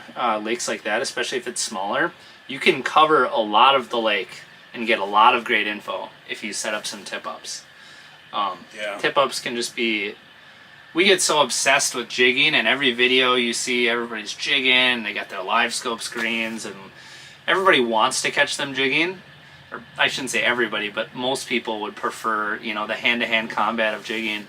But tip-ups are undefeated, man. Yeah. They work real good. It feels ridiculous we don't have any set lines or tip-ups today, but trying to do the live stream thing and not running outside and paying attention to that where you can't see anyway. So Yeah, the problem is how do you document the tip-ups in this scenario? But if we were normally fishing, I guess we could set tip-ups, but it's not something I want to deal with right now, considering all the things we got going on right now. No, and you wouldn't be able to follow us, so all I'd be is running out and then coming in and holding up a fish quick and putting it down, which is cool. Look at this fish that you didn't get to see bite that bit over there. If we were just out here filming or just fun fishing without streaming, I guarantee you we would have 2 tip-ups or dead sticks. Yeah, we might have a dead stick over in the side, you know, whatever. Right. Which is, I guess, technically still an option. But once we start graphing a few fish that come in and are negative, we'll get one down. Yeah, you know? there you go. But so far, it's the ones that have come in. And yeah. So yeah, that's that. Okay, so right now, I'm running it back. So Ryan asked a question, and then you hooked up with a nice walleye. So he's running it back. What is the best way you've ever eaten walleye? Besides, for me, besides raw. I like it raw and wriggling. That's weird, but I'm a big fish taco guy. I love chunking them up and making crispy little bites in fish tacos with pico de gallo and a spicy ranch or whatever. And Yep. that's probably my go-to. But as far as like weird things I've had, walleye buffalo dip instead of buffalo chicken dip, buffalo walleye dip was good. And then what is it called? A type of soup. I actually had it on Winnipeg with Andy Walsh's Walleye brother soup? made it. Like a walleye chowder. And it was unbelievable. So we were ice fishing and he had a homemade chowder, some kind of soup. What was the meat like? Like, how was it prepared? Just cut into tiny little chunks and put right in the pot and warmed up. And brought the soup to a boil. That? Like, do you think No. So you have the raw fillets that were Yes. chopped up, and then you put in there to essentially cook it as it's warm. Brought it to a boil on the ice, and it was unbelievable having warm walleye chowder on the ice. But yeah, he had the chowder prepared ahead of time in a big pot, and then we just cleaned up some walleyes and cut them into tiny little chunks. Kind of like, you'll have like pheasant wild rice soup, like walleye wild rice soup. But this one was more of a chowdery style. There's just one coming up to you. See him. Oh, he's gonna eat. It's too bad you put a rattle bait on. Dunk. Should I try to steal him? Yeah, you should definitely steal him. I would love that. Maybe we can double up. He's gonna eat, dude. When they get all vertical like that. You're running out of hooks at real estate. It's gonna be interesting. He's halfway up the water column. Should I reach down and grab him? Oh. It's okay, he's still here. I think. No? He didn't look like he spooked. He should circle He looked back like he just around. was, yeah. The way he took off made it look like he was coming back for another run. Is that him on the bottom there? Yep. Now would maybe be a good time to drop down that jigging spoon. Nope, he's gonna bite it this time. He's raising up nice. Yeah. There we go. Attaboy. Rattlebait undefeated, apparently. Attaboy. Alright. Ooh. Nice one. Nice fish. That's a nice Grab one. that thing. Oh. There we go. That's a good walleye. Yeah, man. Shoot. That's a tank. Hot dog. I should teach you how to lift up that camera. There we go. I can catch him on a rattlebait too, apparently. Do you need pliers or anything? Nope, I'm good. I just got it. Those treble hooks can be super tricky to pull out. That is a nice fish. That is a real good one. There we Ooh, go. baby. You gotta hold it high enough so it's not down in the live scope. Dripping on your computer. I know, I want to show it off a little bit, but I don't want to drip it all over the top of my computer. Fish, man. That's a beauty. Just had to put on the rattle bait. But actually, though, apparently... Alright, I'm going to send him right back. Nice fish. Thanks, dude. Thanks for figuring out that the rattle bait was the thing today. Apparently. But seriously, that's just like the importance of everybody trying different stuff to figure out what's working. One person having a rattle bait, one person having a jigging spoon. I actually started with a jigging spoon and then saw he had one on and like, well, we might as well not both use the same thing. Here's the funny thing, Brett. Do you think, based on the activity of the fish and what we've seen so far, do you think that there's anything better than a rattle bait right now? It's like for this bite right now. Earlier, I would say no. That one was not moving as fast. He ate. Yeah. But when he was kind of hesitant to close the gap and seal the deal, my first thought was fire down a jigging spoon quick. So we might be getting into the point in the night where you see that mood switch, where the next one that comes in maybe, you know. But he did climb halfway up the water. Yeah. You know what I mean? So like for sure. No, right now you can't pry this out of my cold dead hands, but as soon as a fish comes through and he's tighter to bottom, like that one came in and he was suspended, more active. Yeah. I'm sure as it gets darker out, we'll start seeing them come in tighter to bottom, lower and that's and when slower. I think we want to probably switch. But maybe not. Maybe we've got a few days of stable, warm weather, and maybe they will come right up and pop it. So, well, so here's where I'm going at with that. Like, undoubtedly, since we've started this live stream, the very best way I would say to catch these fish has been that rattle bait, and it's like proven that it's outproduced the spoon so far. I didn't run any glide baits down there. I didn't run my puppet, but nowhere are you gonna find any. You're not gonna find it on any bait shop. Like walleyes are going on rattle baits, you know. no. You know what I mean? Like the fishing report is never gonna be like they're going on rattle baits. Yeah.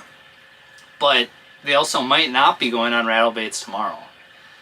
So anyway, it's just interesting. It's also like a testament. Like if your buddy goes up on you,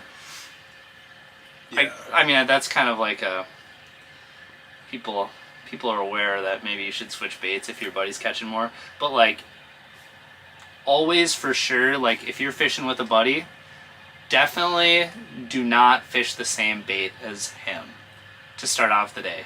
Yeah.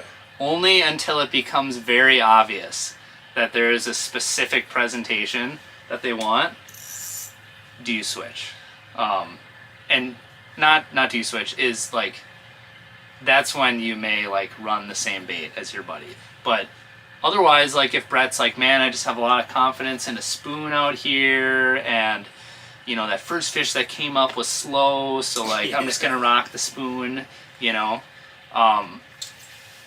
If you would have had that mindset and both of us would have just been running spoons or whatever, we never would have figured out that the very best way to catch a walleye right now is on a rattle bait. So, and like Brett said, that might change in like 45 minutes, you know, so. The average size has been ridiculous. They are all really nice.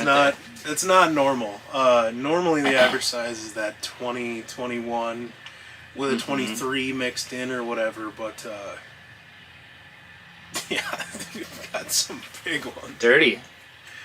Yeah, I agree. They're super nice fish, man.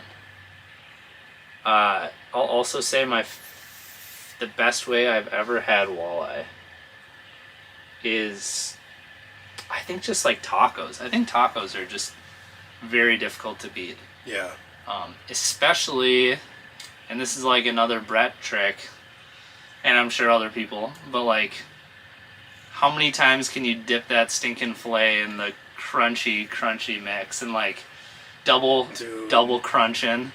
The double batter trick. I remember I went to your house and you had some catch and cook like right when it came out, and you're like, we're doing catch and cook, and I'm going to double batter these catch and cook. And it was like the crunchiest. So for me, I like the batter, you know. Walleyes are not like super flavorful in themselves. It's kind of more about how you prepare them and like the batter you use and whatever.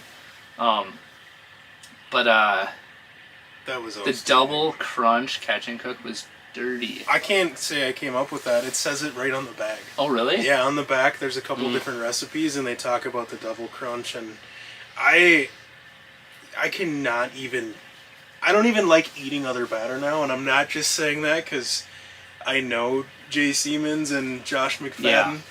That batter is outrageous. And now after trying other ones, like when I've ran out, it's still good, don't get me wrong, but catch and cook is, there's just nothing like it. And it gets that crunchy, yeah, it's unbelievable. The double batter trick though. So whatever one you try, you just batter it like normal and then dunk it in egg again and back in the batter, and it just doubles the coating. And it's also like a steak. Don't overcook your fish. Don't overcook any meat ever. Never ever.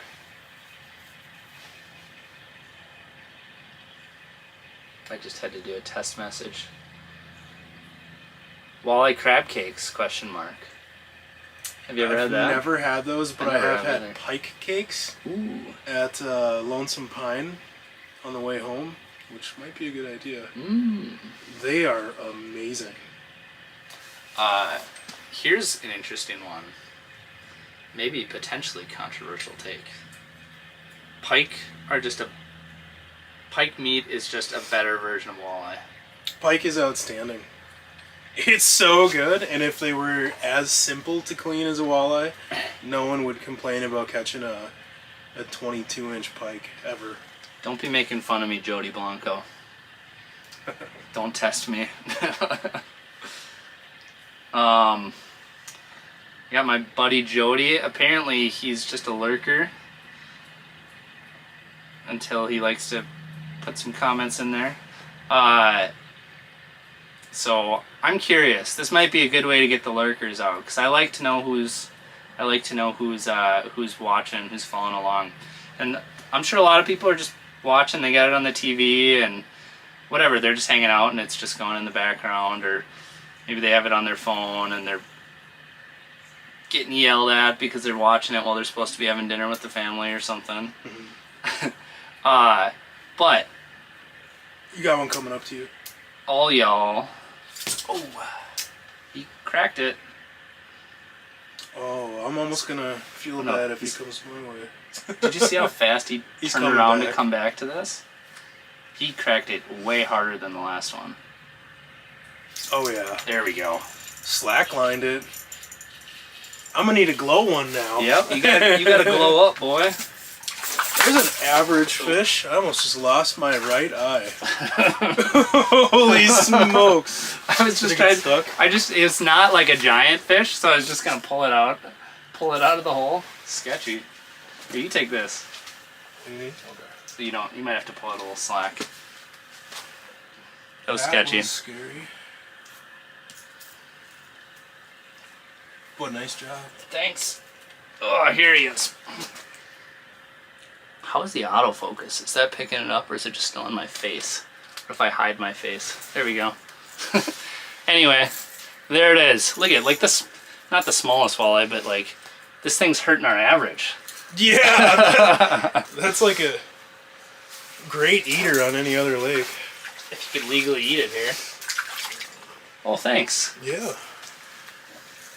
Is your adrenaline coming back down now that you don't have a rattlebait flying at your It face was a little anymore? sketchy. The comeback. I'm gonna need to dig out a glow one. Now they're coming from your side. Everybody's calling out the comeback. Now it's 4-3. Someone, I can't remember, I think it might have been Joe, said in the comments earlier, Nick is a slow starter, but he's a strong finisher.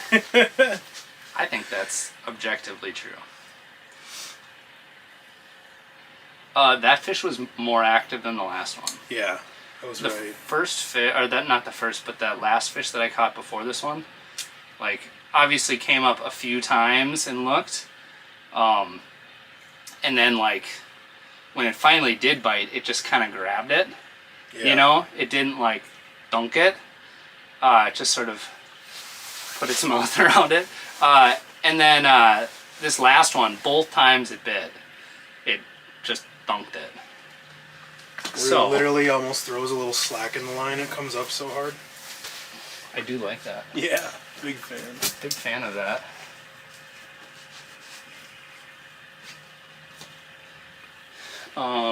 So where I was getting at with that, was that no, that's me. I'm on the bottom.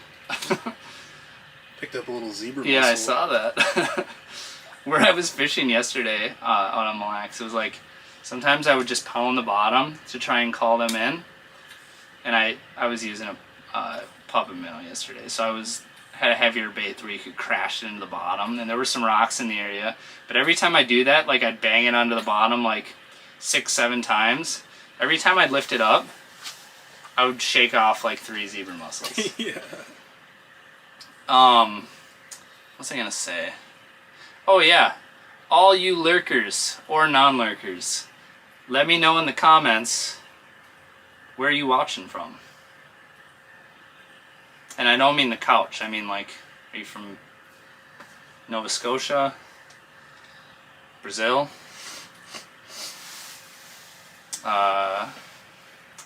What's the name of that place in Africa we were talking about?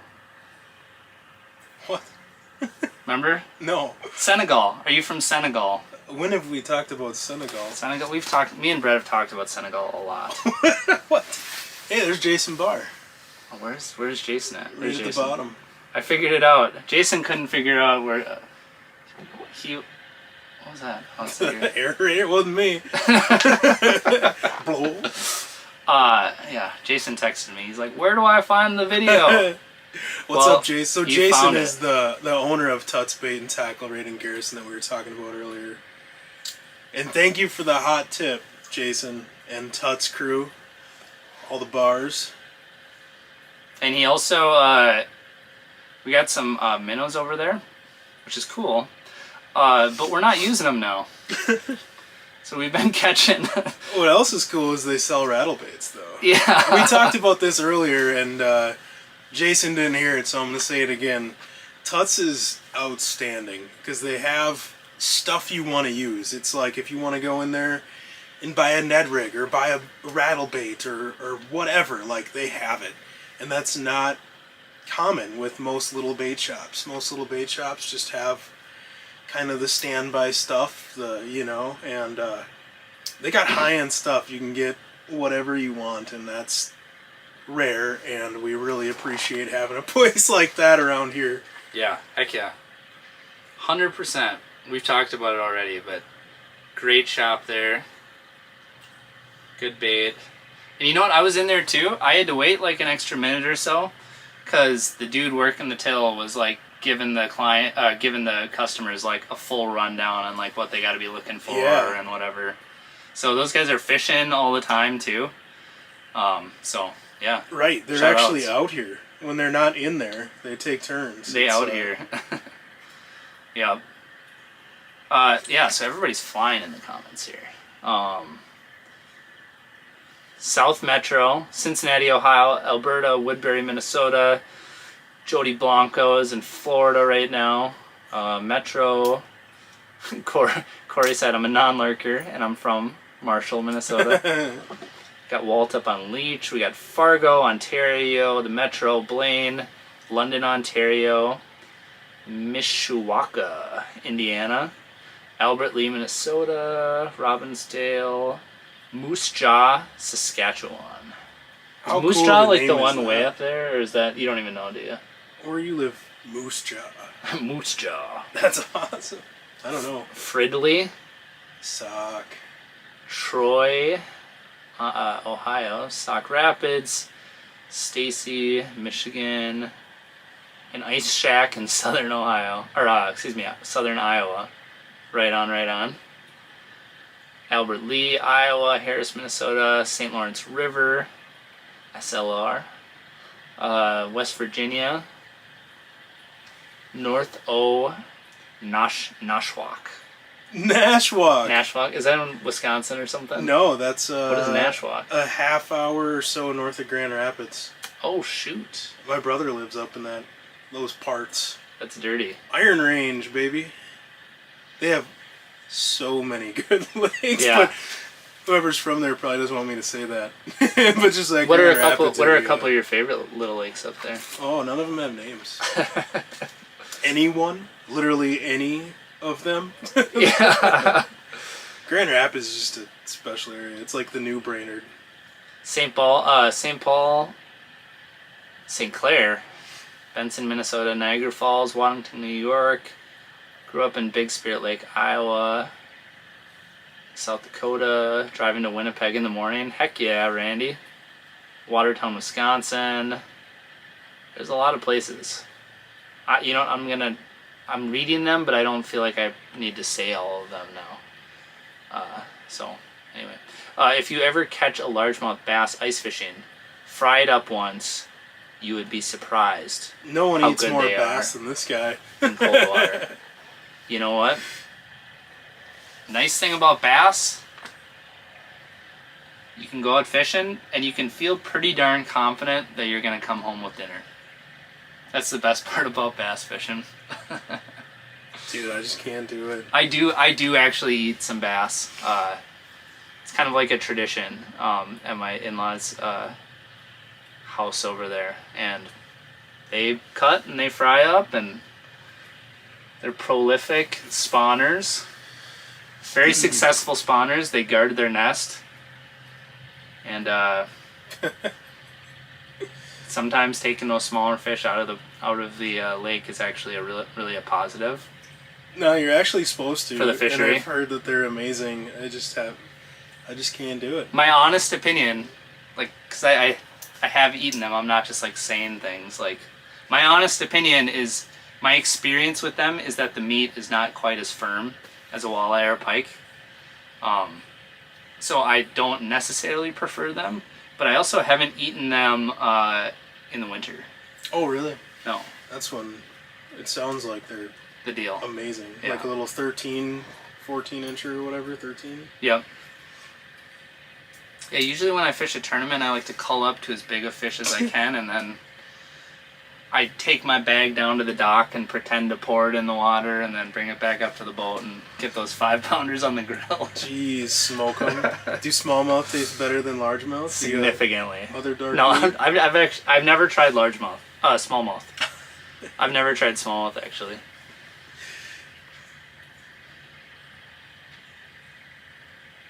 Let's see here.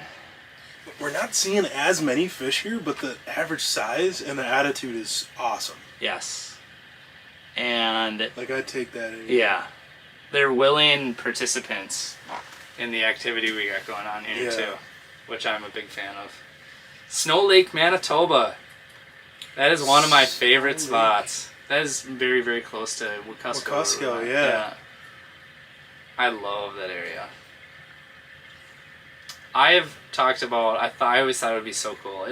It won't happen, but like, I would love to just like take a month and go up to like that Snow Lake area. Maybe rent a house in Snow Lake for a month and just like fish that whole area, all the big lakes, small lakes, whatever. Dude, just rent a cabin in Costco. Yeah, that's a good point, yeah. So, it would be so, imagine if you could spend the whole month up there. Imagine how many fish you'd catch. And how many big fish you'd catch. Burbot, lake trout, walleyes, pike. It'd be so dirty. Yeah, we gotta get back up there. Are you hungry at all? I'm always hungry, man. Have you dug into your sandwich? No, not yet. The only time I'm not hungry is when I'm fishing. Is this live stream we pressure Nick into bringing the... Is this the live stream we pressure Nick into bringing the stash back? Here's the bread. I'll put that on the bait bucket since we're not going to actually have to use that as anything more than a table, apparently. Mine has Jimmy peppers. Well, that one says bread on it. Yeah. So. Or are they both going to say They're the bread? same. Mine's got those Jimmy peppers. So, good buddy here, Brett, brought some Jimmy John's over. So, and Jordan actually made me some food. You know, I'm gonna eat Jordan's food first, because... It's because she's watching? Where did I put that? Yeah. I'm gonna eat that first, because it's probably significantly better and tastier.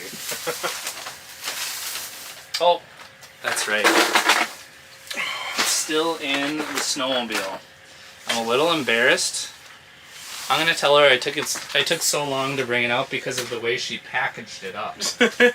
You all will see in a second how my wife packages up my food when I'm on live streams. Saute cold water bass. Oh my gosh. I'm trying to read the comments, but my eyesight isn't as good as Nick's. In your fish house on 4 Mile Bay, Jeremy Rhodes. That sounds awesome. I've heard it's on fire up there. You would not even believe how big I have the comment section blown up so it's easy to see. And Brett be like, I can't barely see it, my eyes don't work. You're 5 feet closer than I am. Brainerd, Minnesota. Oh, it's Jason Barr, the fishing capital of the world, other than the South in the winter. Shadow bassing because the couch is lumpy. Jordan says, I'm always watching. Be safe, you guys have to go. Good night. Thanks for coming in here, Bill Lear. Yeah, good seeing ya. Or good seeing your comments in here. Jordan Lindner. I'm always watching. Jordan, you spelled your name wrong. Yeah. Okay, guys, this is what my wife packed for me, my wonderful wife. Well, you guys saw it. Have this awesome lunch pail. This is my favorite. I actually picked this out at Walmart. This is what I wanted specifically. Oh crap! I gotta go. Oh. Yeah. Sorry. Wait. Don't you have to be? You have to be on the computer at 7:30. In Brainerd, I don't know that I trust doing it in my truck. You can have full bars. I don't know. And you're not hosting it. I am. Well, but you're not. You're not. Well, okay. I don't know what to do. You should go do your thing, your work. You should go do it in your truck, and then sneak back out here. It's gonna go till 9. You're gonna be out here? I will for sure be out here. Really? Mm-hmm. Oh, what should I do? You'll be gone for an hour and 15 minutes. Maybe a little longer. You'll be gone for an hour and 45 minutes or something. It's tempting, but then I also have to try to reach out to Grandma to let the dog out. I'm sure she's super busy and can't do that for you. I got vegetables. I'm gonna think for 5 minutes. All right. We are running a stable internet. We're running a stable live stream in the middle of the lake, and you're gonna drive closer to the tower and have better service. And you've got your computer. Oh, I know. And she also made me an omelet. So, Brett actually has to do another live stream. He's cheating on us with virtual angling tonight. Yeah, so virtual angling live stream, shameless plug. I'm hopping on with Caleb to talk midwinter walleyes at 8 o'clock. But I gotta get logged in at about 7:30 and get stuff set up. And I'm a little nervous to try to go do it in my truck, which is like 3 miles that way. So I might honestly head back to Brainerd and get logged in. But I don't want to leave you either. That smells really good. What is that? It's very, very good. My wife made me an omelet. I was going to say, I can't tell. Hold that up. It looks so much like chicken, but also like an omelet. And I'm like, are you eating chicken? Well, when an omelet's been sitting here for a while. No, it smells and looks good, though. Nick is a bad influence is the first thing I see when I look up. It's true. I'm not a bad influence. Do it, Brett. They're eating the rattlebait. I know. But actually, though. So, you do what you feel like you need to do. But, you have full bars. You can run over there, do your live stream over there. Share just incredible nuggets of goodness. And then, hop on the snowmobile. Run back over here and fish for another hour or so. Hour or 2 or 3. Maybe Maybe catch like a 29 incher or something. Or... Yeah, it sounds nice. You make the judgment call, but that's... I was just proud of myself for being responsible for once and thinking I was going to go home, and now you have me not wanting to be responsible. It's significantly more responsible to do it in your truck. There's one on the bottom right. Oh yeah. But it looks like he's going the other way. Let's spin this deucer around and see what we got going on here. He's tight. He just slinked right into the bottom.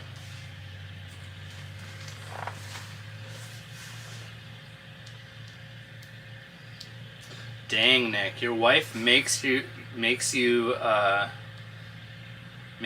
for you ice fishing? Does she have an older sister?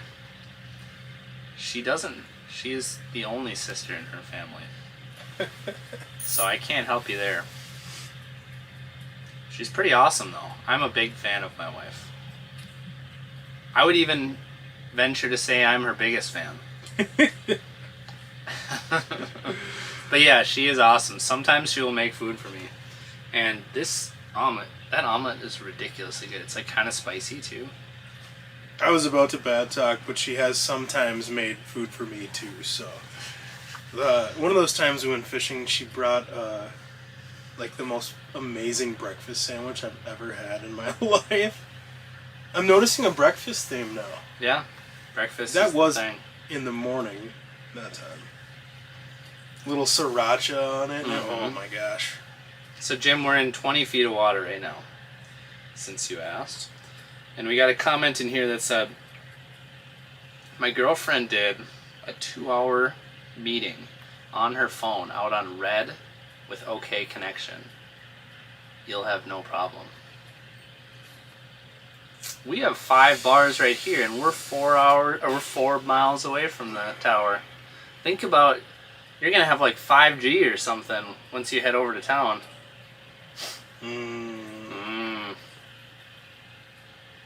If you want to know what Jason Mitchell would do, he would hop in his phone, or he would hop in his truck and do it with the hotspot right there, and then he would come back out and cream a 28-inch walleye. There's another one over bottom right, flickering around. Yeah, he might, I don't know. But also, he was supposed to be here this week on it, and is fishing and doesn't have great service, so that's why he's not. There you go. Which tells you that if he had good service, he would just use the service. No Wi-Fi necesito. Give in to the peer pressure, Brett, said Brian. I've made so many poor decisions in my life, but I think this time I'm going to be responsible, and I think I'm gonna pack up. I think I'm gonna go let my dog out, hop on. I feel bad bailing, but like you said, you've made so many poor decisions in your life, and so I'm just not expecting you to change. New year, new me, baby. No, this is a poor decision. This is a poor decision to leave. You continue with these poor decisions. I see it.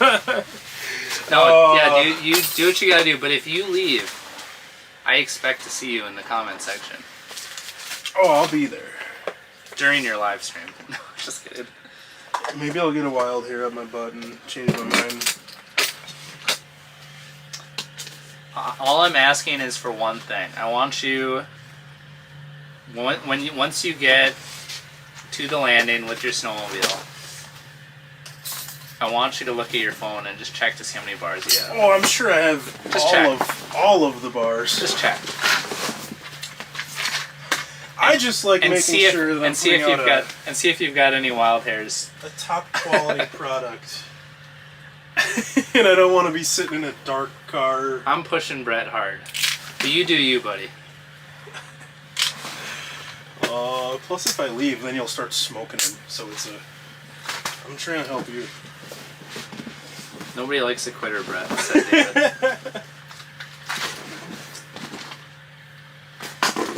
I'm backed. I'll be back. Coming back to the Dakotas again. Plus now, You can have a nice dead stick hole. Yeah, but what if when I want... Oh, there's one on the bottom there. Slinking around. It's kind of off the side now. There it is. Can't find my headlamp.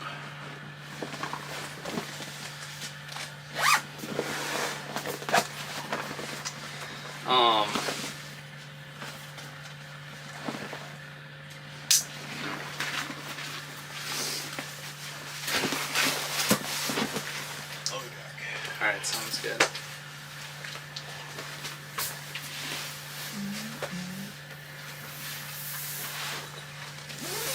Okay, so are we coming back? Am I coming back to the Dakotas?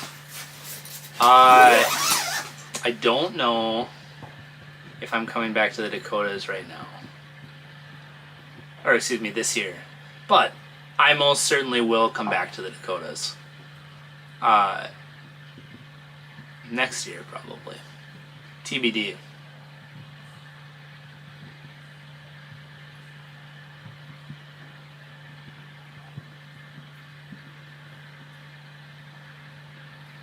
Alright. Here's the problem. When Brett leaves, I'm going to lose all my confidence in the rattle bait. But you know what? I'm giving Brett a hard time. But Brett's got to do what Brett's got to do. Sometimes I feel like I need to coach him and help him out before he makes poor decisions like this. But sometimes you just got to let him make those decisions for himself. Jordan said, should I come out there? I would love if you'd come out here, if you could find a way to get out here, hon. Throw a spoon down the other hole. You know what? Once Brett is officially gone, I'm going to put a dead stick in that other hole. Is what I'm going to do.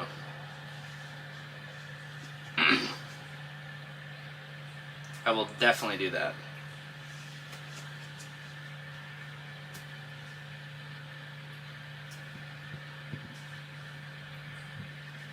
Eight fish. Thanks for the update, Shadow Bass, and I appreciate that.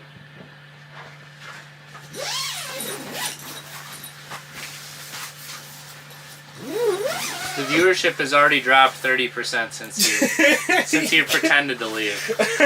Get it real. I'll even take my garbage. Look at that. You need anything else? You need another bubbler? Crushing bubblers. How many bubblers you packing? How many am I packing? I've got all the bubblers. I actually have a couple in my fridge at home because I bought you one and then I forgot to grab Oh, really? Yeah. Look at that. I appreciate you.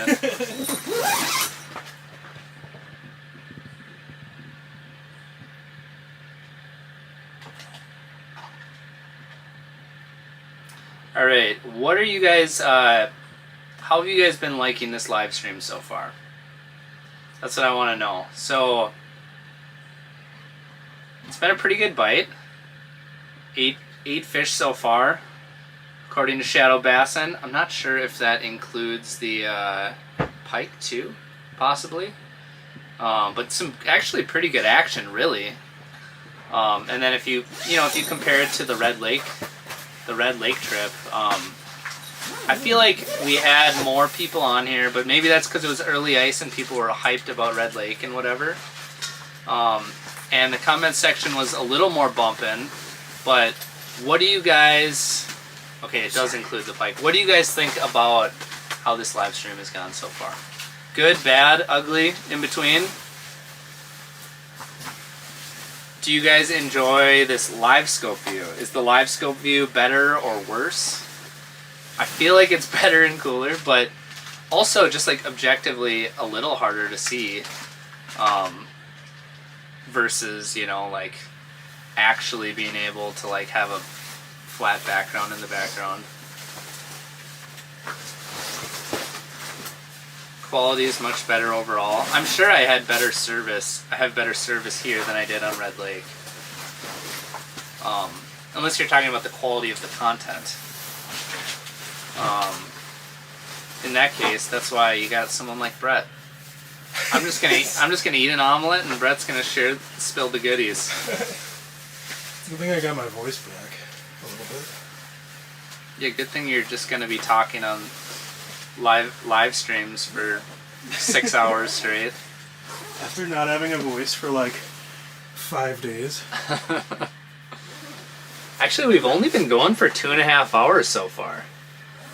Which, you know, most people on the internet who do live streams cut it off at 1 hour for some reason, but like, we usually go quite a bit longer than this, so I don't even know if we're halfway done. We're gonna be going for a while.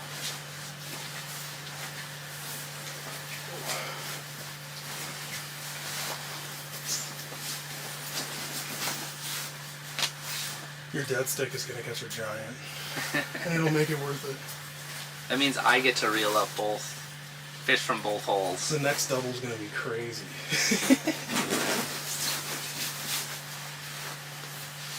Brett's trying to give me words of encouragement as he bails. I'm not Dude, bailing. you're gonna crush him once I'm gone, man. Gotta go. Actually, I'm giving Brett a hard time, but realistically, he's probably the sad one. To be fair, I warned him I was only gonna be able to fish till 6. But I am sad. Did you know that Brett would have been able to fish till 7:15 if he would have done it in his truck? No, he has to drive to Brainerd now. Alright. Sorry I'm a party pooper. It was really fun. I seriously hope you stick a freaking slob in my hole so you can tell me about it. Dude, it's all good. Alright, thanks for putting up with me. And keep encouraging Nick. So his head stays in the game. My poor me out on the lake fishing. Yeah, no, this setup is No, I feel bad for you, man. You gotta head in. You should have just brought the cot. Here's what I want to know. Have you just creamed so many walleyes that you're like, I'm good? I figure if I leave, it's your best shot at catching up to how many I caught. But that's not like, because there's all these fish being caught. It's like, are you sad that you're leaving? Or are you like, oh, I've had my fill? No, I don't want to ever leave. I would never want to leave. We should totally have cots out here and be doing this. Like, rattle reels down. You know those would go off and catch a couple slobs. And imagine the morning bite. Yeah. Dude. Alright, I gotta bounce. Good luck, dude. Take it easy, dude. Appreciate everything. Everybody's saying, see you later, Brad. Have Thank fun. you. Drive safe. Yeah, careful with that snowmobile, Brett. Yeah, I'll be putzing like our grandpa. Brett's had snowmobile accident issues before, so. That's why I put a 10-inch helix on this one. Buddy's just wild. A wild driver. Alright, dude. Just kidding. Alright, later, dude. Watch out for that heave, by the way, on that point. Yeah, I'm gonna just take it easy. Alright, text me later. Yep, see ya.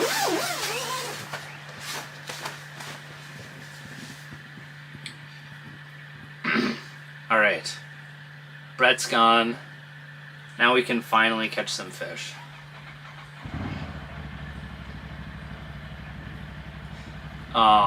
Cool. Well, it looks like most of you guys are thinking that you enjoy how all of this is presented and shot and how everything looks. And my buddy Jody is suggesting I put this thing in forward mode. Where was that comment? Put it in forward so we can see more in front and whatnot. I think that's a very valid question, and if I was just fishing, I probably would have it in forward and I'd be looking around a little bit. But it might get a little tricky with how I have this overlaid, because it's going to change where things are. And there's cropping on here and whatever. I might be able to do that though. I am going to move a couple things around now. Now that Brett is gone, I'm going to make some adjustments. So, first things first. I hear him leaving, Nick. This is a really good breath. First things first. I'm going to move the heater because my toes are getting a little cold. So I'm going to sneak around the back here. I'm also going to get a Deadstick down for sure.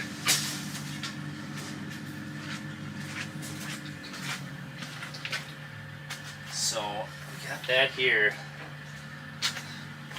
I would jump into the middle of the screen here, but my hole is right there. So I think maybe let's move this camera a little bit. always fun to be playing. Oh my gosh. To be playing with cameras during a live stream.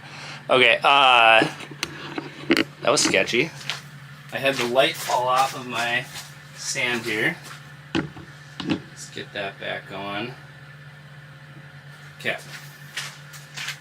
Try not to lose my light down a hole. Okay, that's good. Is that? Oh no, that's my bait. Okay. Deadstick. Yes, Scott, I agree. Flipper, I agree. Tone, I agree.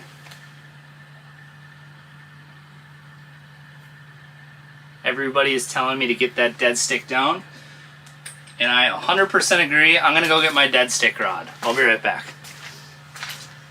Won't be more than a minute here.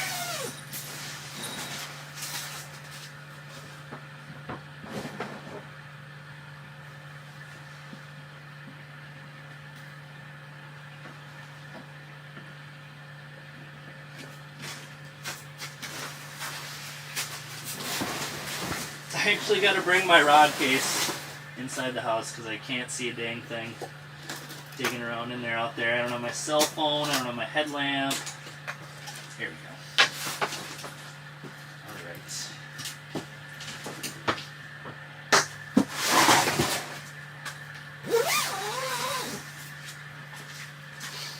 Alright, so I have my dead stick set up right here, and I kind of wanted to show you guys this one. I'm gonna make a video on my entire set line strategy, but we're live right now. I got my setup right here, so I'm gonna run through it really quick. Why not? So, excuse me. So what I got right here, I had tuned up make me a specific custom rod for my dead sticking applications. So what I like to do with my dead stick setup, it's something I've been playing with a lot this year, and I can confirm now and say for sure that I think this is an awesome strategy and maybe the deal, is I like to run a drop shot setup on my dead stick. What I like about the drop shot is, can't believe he missed a giant mark while getting the dead stick.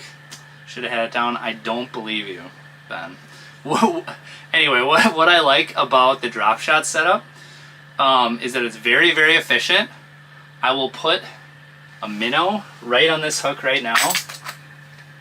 And what's great about it is if you don't have sonar, what kind of minnow should I put on here? We have a few different minnow types. I'm going to start off with, well, you know what? Let me dig a shiner out of here. This is a good one. Oops. You know what? We're going to run this big minnow I got here. And we're going to hook him right there on the top. And it's going to get my laptop all wet if I hang it over the laptop like that. But so you take this dead stick setup and you just drop it straight down. This is like a giant minnow, but everything should still work the same.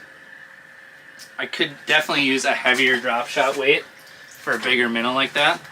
But you drop that puppy all the way down.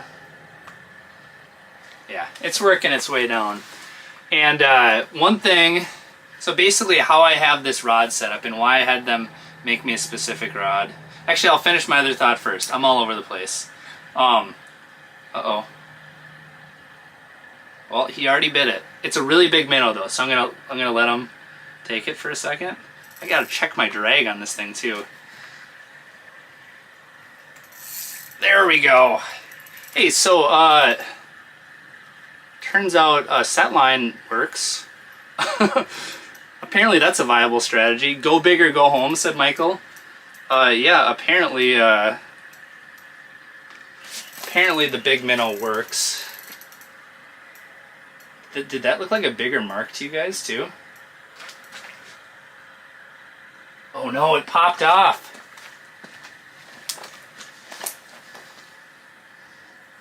We lost it, guys. But we still have the minnow. We're sending him right back down. So here's what probably happened. I probably didn't let him eat that quite long enough because it is such a large minnow.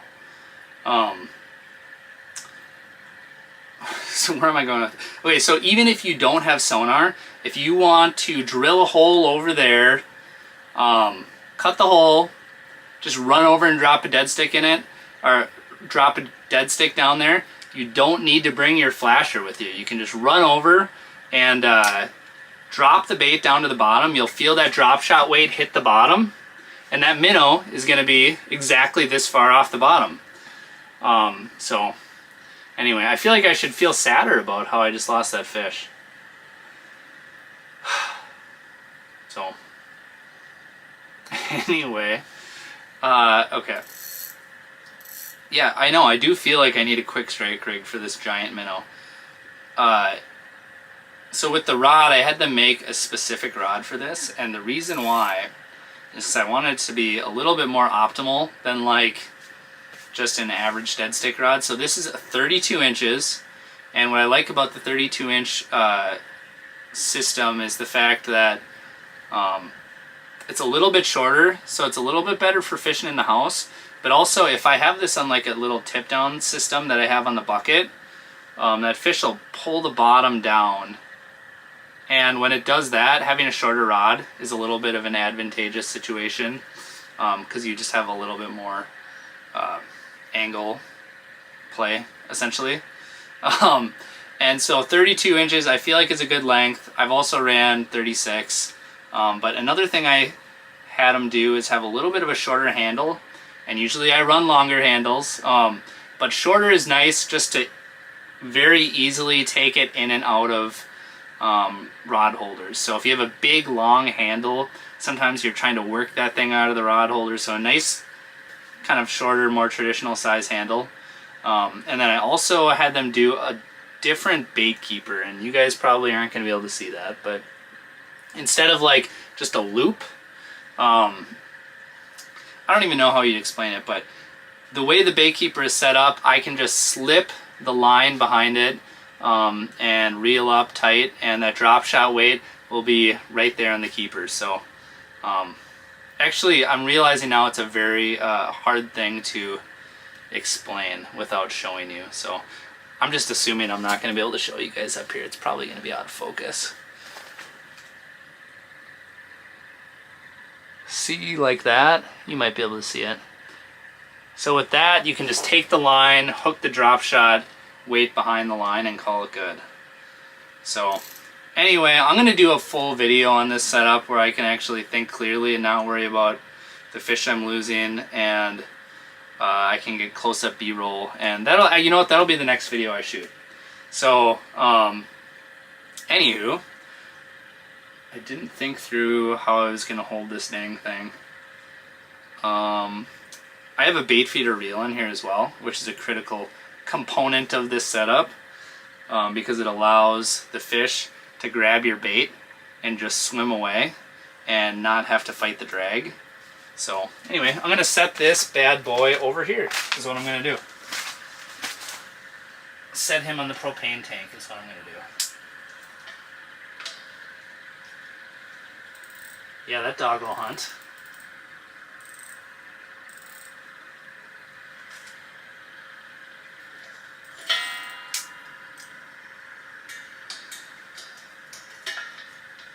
Get it all set up. Just like that. It's pretty close to bottom, but I think that'll work.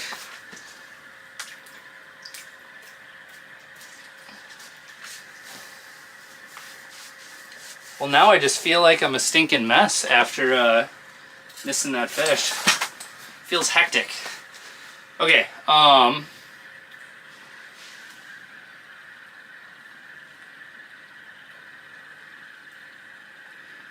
let's catch up on some of the comments here. There was a lot going on.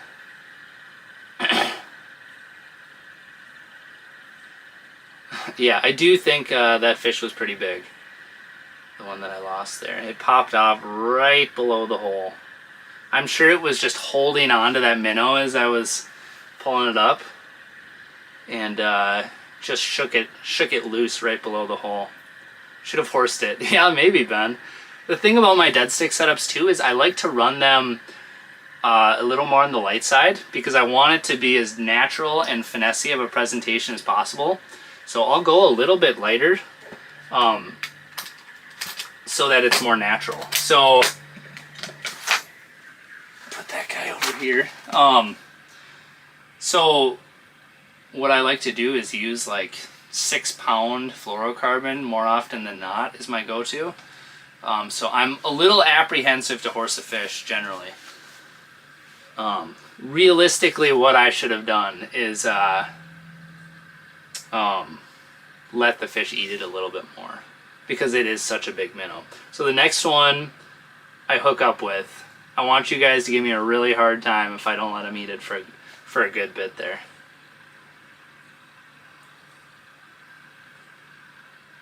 It was a 3-foot long walleye. I think you're probably right. Scott said took it too early, should have gave it time. Yeah, I agree. I did take it too early. It's just hard not to take it when the fish is holding on and you can feel him and he's sitting there with it and you can feel the weight and you're like, oh, I'm going to take him here. So, whatever. It is what it is.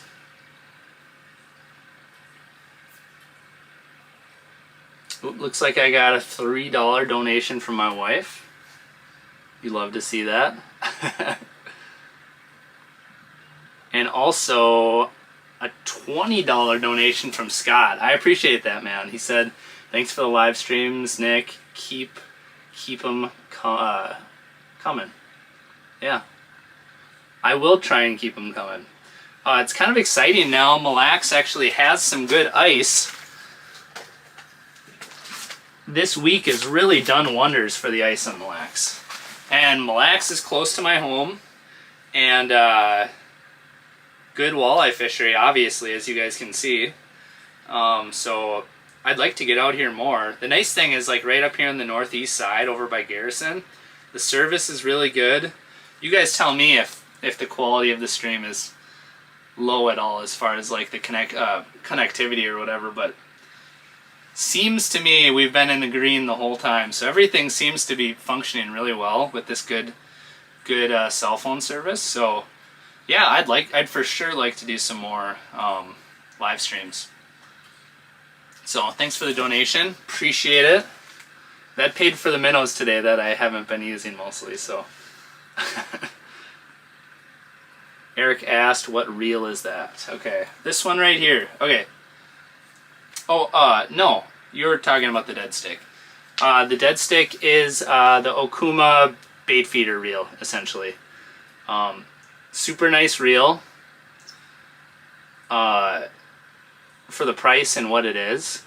To me, there's not like a lot of very good bait feeder reel options for ice fishing specifically in like that 1,000 size situation. If you guys know of any other bait feeders that I should check out or would be better, yeah, definitely let me know, because I am totally down to swap and change out if there's something even better.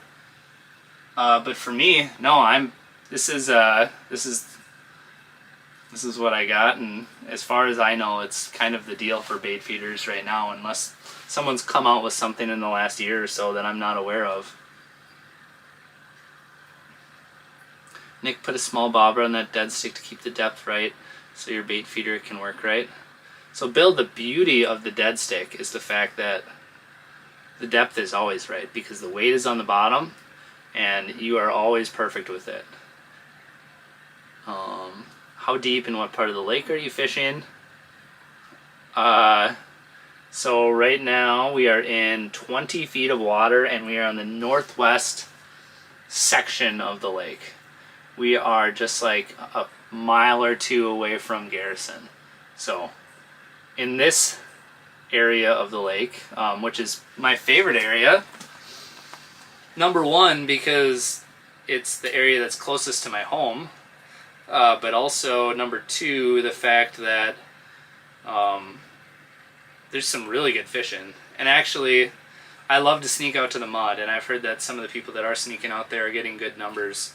But the report that I got got a shout out Tyler Barr, was that more big fish up shallow on the shoreline connected structure, which is what we're fishing right now. So I've been down on the south end of the lake fishing and doing a photo shoot for Striker.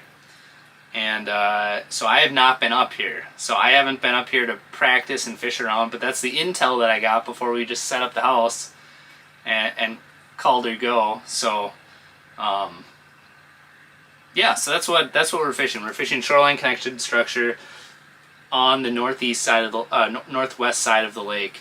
But I will say, if there's good enough ice to get out to the mud, I mean, that's where a lot of fish live. A lot of walleyes are out there. That's where the big jumbo perch are. So, anywho, that's that.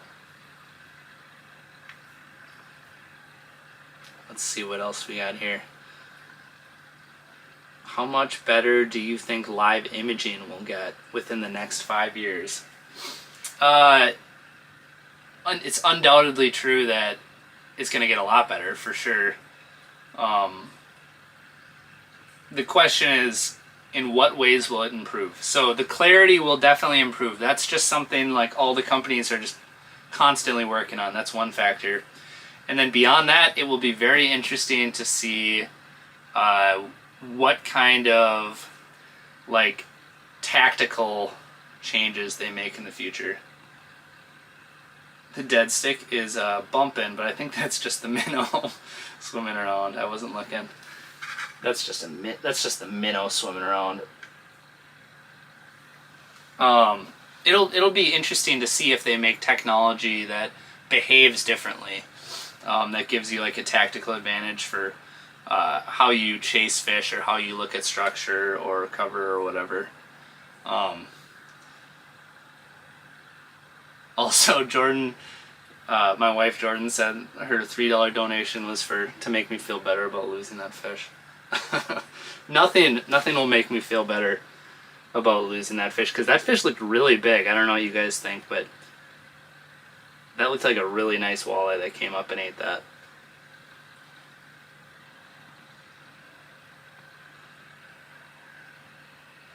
Eric said, I have a permanent house at Garrison Sport, not sure if it'll get out this year. I'm not sure. I don't remember when I drove by this morning if I remember seeing. I think they've got some houses out. In fact, I'm pretty certain that Garrison Sport does have some houses out. But maybe they're probably skid houses or whatever, and maybe you're talking about your wheelhouse. What is the red stuff on the bottom of the screen? So the red stuff, right now you're looking at Live Scope. And it's a Live Scope overlay. And the red stuff is the bottom. And you can see my bait bumping around above the bottom. I got a rattle bait on right now. I was fishing with my buddy Brett McComas earlier, and he was creaming them on a rattle bait. So I had to switch. Caught a few. And one thing, I don't know if you guys will notice, but Brett took off. He's gone, and he took off right before I could pass him. I was catching up. I think we were 4-3. Someone might have to check me on that. But I was just about to pass him. I was catching all the fish at the end here. So anyway, where was I going with that one? I'll keep looking at some of these comments here. Do you ever fish Winnie? I fished Winnie every now and then. I usually get out to Winnie every winter. Have not been out there yet, but usually when I go to Winnie, I'll go for perch. But sometimes walleyes. There's a lot of walleyes in Winnie for sure.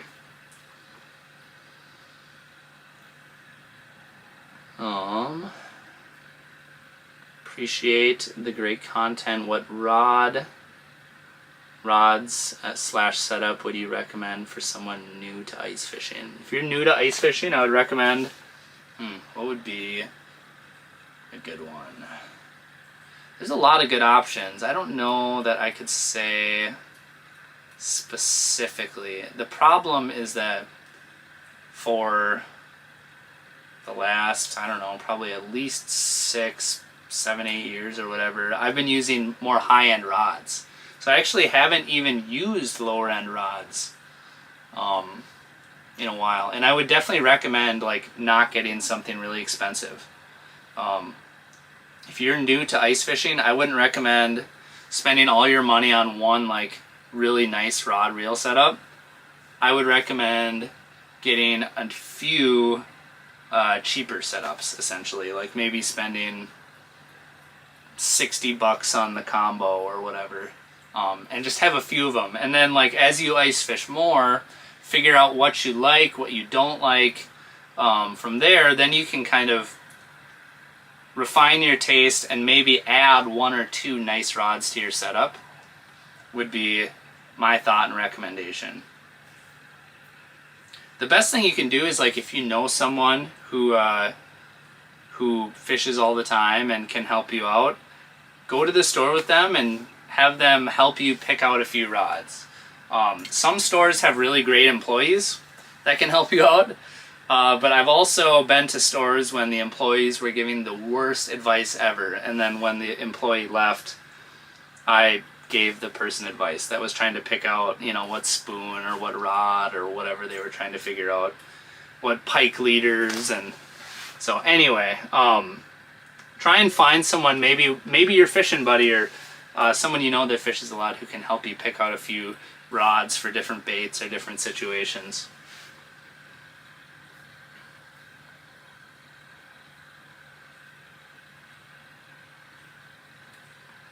Alright, what else we got going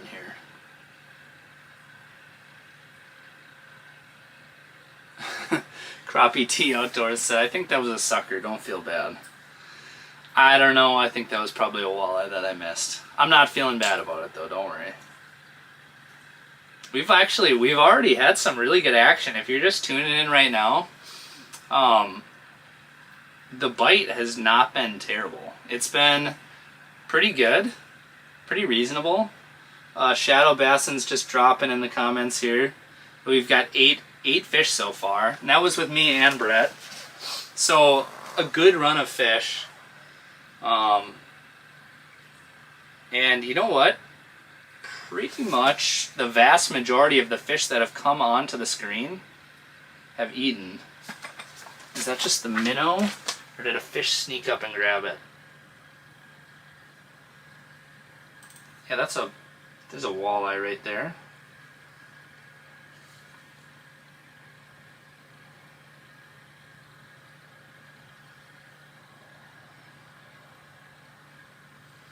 We're just gonna let that dead stick do its work. It looks like it's doing its work, doesn't it? I think, okay, it's got it right now. It has it. So here's what we're gonna do. We're gonna move this heater a little bit out of the way. I'm gonna grab this thing, and unfortunately the comments are coming in a little bit later than they're being said, so I can't say tell me when to set the hook, but I'm gonna let this fish eat it just for a minute here. And right now the fish is swimming in that direction away from my rattle bait, so I don't, you know what? Let's see here. We'll give it a second. I'm gonna flip that bait feeder. I'm gonna reel this up really quick, and then I'm setting the hook. Get this out of the way. All right, here we go. Let's give her a run.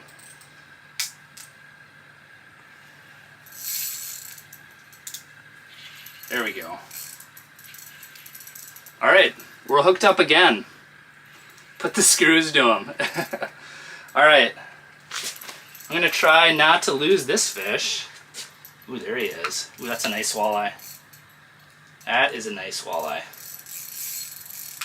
Turns out we just had to get Brett out of here so I could get my dead stick down the other hole. But this fish is making a ruckus right underneath the hole. I am gonna lose this fish. All right, come on, buddy. There we go. Let's get his head up. Ooh. Ooh. Yeah, that's a good one. A nice fish. It's a nice fish. It's not a giant fish, but it is a nice one. There we go. Let's get that hook out of there. The hook's right there on the side of the mouth. Still got a minnow too. Although, yeah, actually the minnow looks like he's still in pretty good shape. There we go. Trying to hold it. The perfect spot to hold it is directly over my laptop. So, not bad. Beauty. I don't know what else to say besides we just had to get Brett out of the house so I could get that dead stick down. And just watch. Every single fish came on stinking rattle baits before. And now that Brett's gone, every single fish is gonna come on dead sticks. Like literally the exact opposite. Clean my hand off a little bit. And that minnow, I set him back in the hole. He is, I wouldn't say he's happy about the activities that have happened so far, but he's still in good shape. I could send him back down. Yeah, we kind of, the dropper length is not very long on this setup right now, the way I have it rigged up. But it's gonna work. Apparently it works.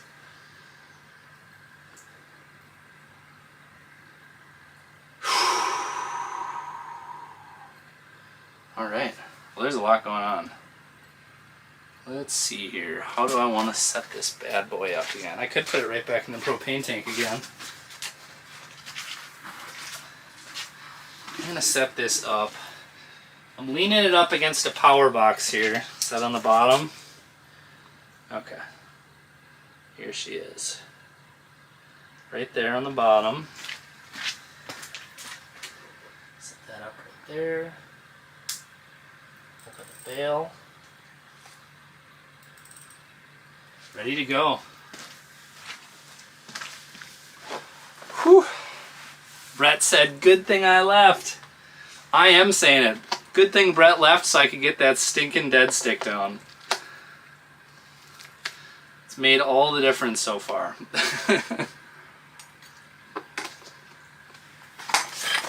What Brett probably doesn't know is that I just lost one on the dead stick 10 minutes earlier.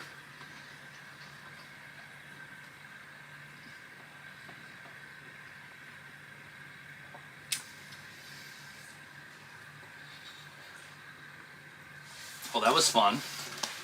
Yes, Jeremy, dead stick for the win. You were right about that. Get these water droplets off the laptop. So I had to get a new laptop, which was an expensive endeavor. But now I have a good, viable laptop. Not only for streaming, but also for video editing and stuff like that. And, you know, scrolling through Facebook, you need like a really nice expensive laptop. Just kidding, that's sarcasm. But yeah, for video editing, doing these live streams, so I had to bite the bullet to get a decent laptop. And yeah, last thing I need is some water sitting on the laptop. I gotta wipe it off, so.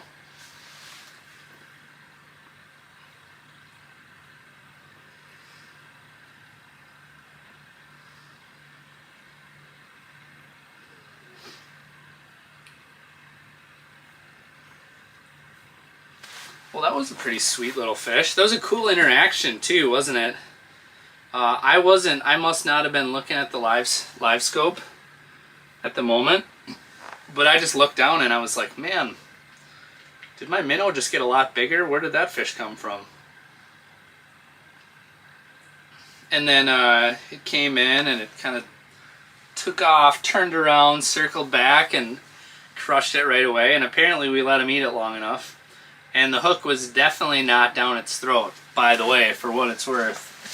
The hook was right on the edge there, so We definitely did not leave it too long.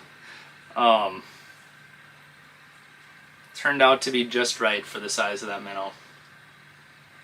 Can you use those plastic keyboard covers? Yeah, I definitely could. That actually wouldn't be a bad idea for while I'm out here.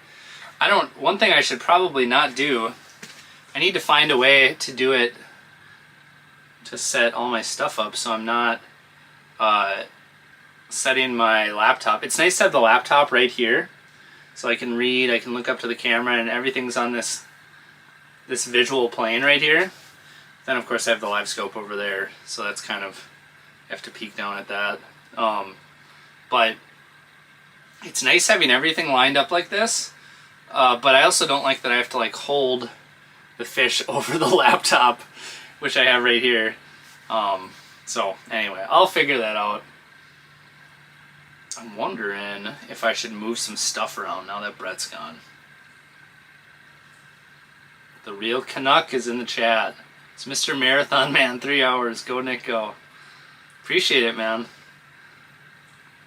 This isn't even a marathon yet. This is just a short little race. The marathon is if we fish dangerously deep into the night. I'll reel the Deadstick up a little bit.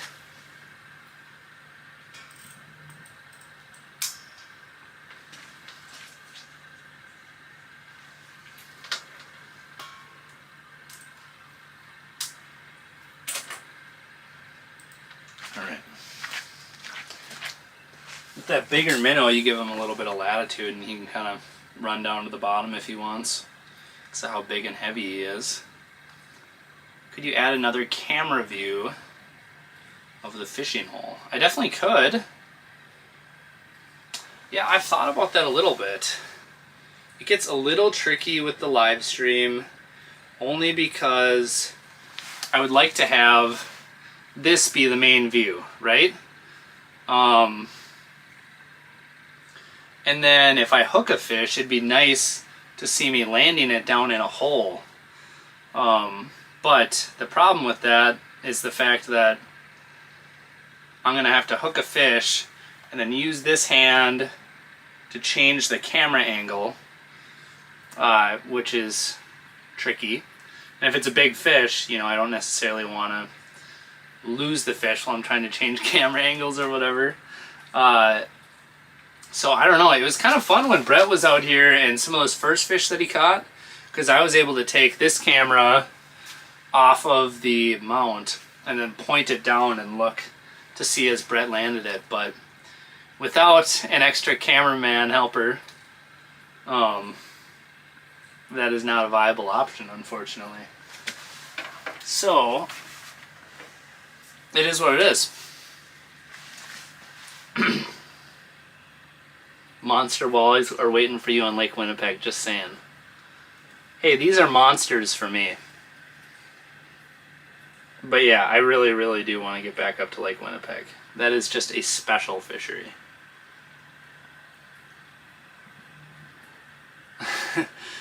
I have been watching this for an amount of time I am not proud of. Great work, Nick. Well, I'm glad I can keep you at least somewhat entertained long enough to keep you strung along here for 3 hours. You're not camping out in the hub? No, not tonight. Not tonight.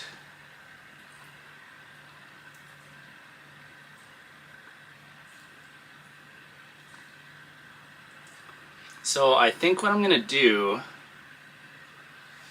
give me a second here. I'm gonna try something on my computer here.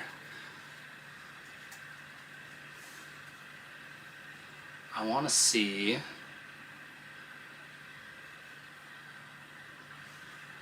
So one thing I'm thinking about is maybe doing a giveaway.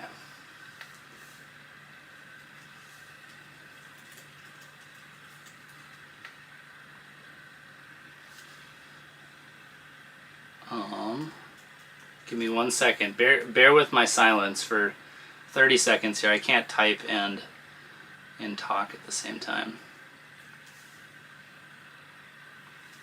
But I did get the go-ahead from Northland to do a little giveaway.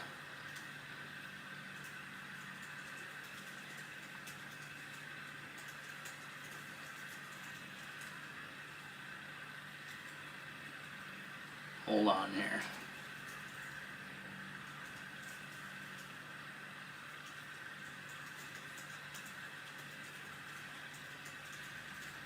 This is something I could have planned earlier and got all set up, but I'm just deciding right now.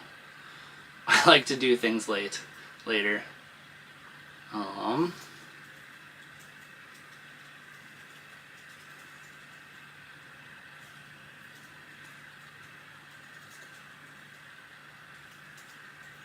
This is super sloppy, totally ridiculous, unprofessional. Let's see here.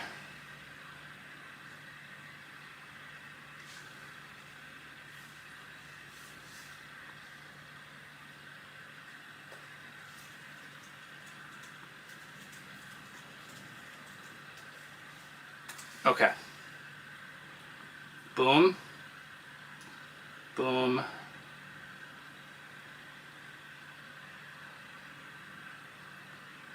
All right. Let's see if that worked, just to make sure. And, okay. Here's what I'm gonna do.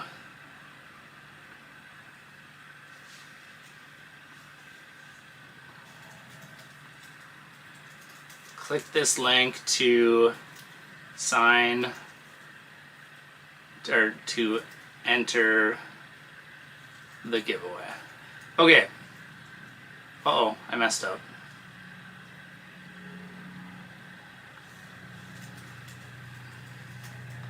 Click this link to enter the giveaway. Put it right here. I'll pin that to the top. Alright, so we're running a giveaway. Here's what we're giving away. I talked to the Northland guys ahead of time, and they said that they would be willing to give away a Mille Lacs, like a Northland Mille Lacs kit or whatever. So this is going to have a bunch of spoons in it. It's like the Mille Lacs spoon kit, and so this is what I had tied on earlier and what I was using earlier. This is a glass buckshot. Green. It's got the rattles. It's got the resin, the glass rattles and the resin coating. And there are a bunch of spoons in the Northland Mille Lacs kit. So I'm actually going to pull it up really quick. I don't know if I can put it on the screen or not. I don't think that's something that I'll be able to figure out how to do while I'm out here. Lake specific kits. Okay, so this kit is $135 normally, and it has a bunch of spoons. A lot of the spoons are kind of like green and gold and stuff, which are good colors on Mille Lacs. Comes with a little tackle box. It's got jigs for like Deadstick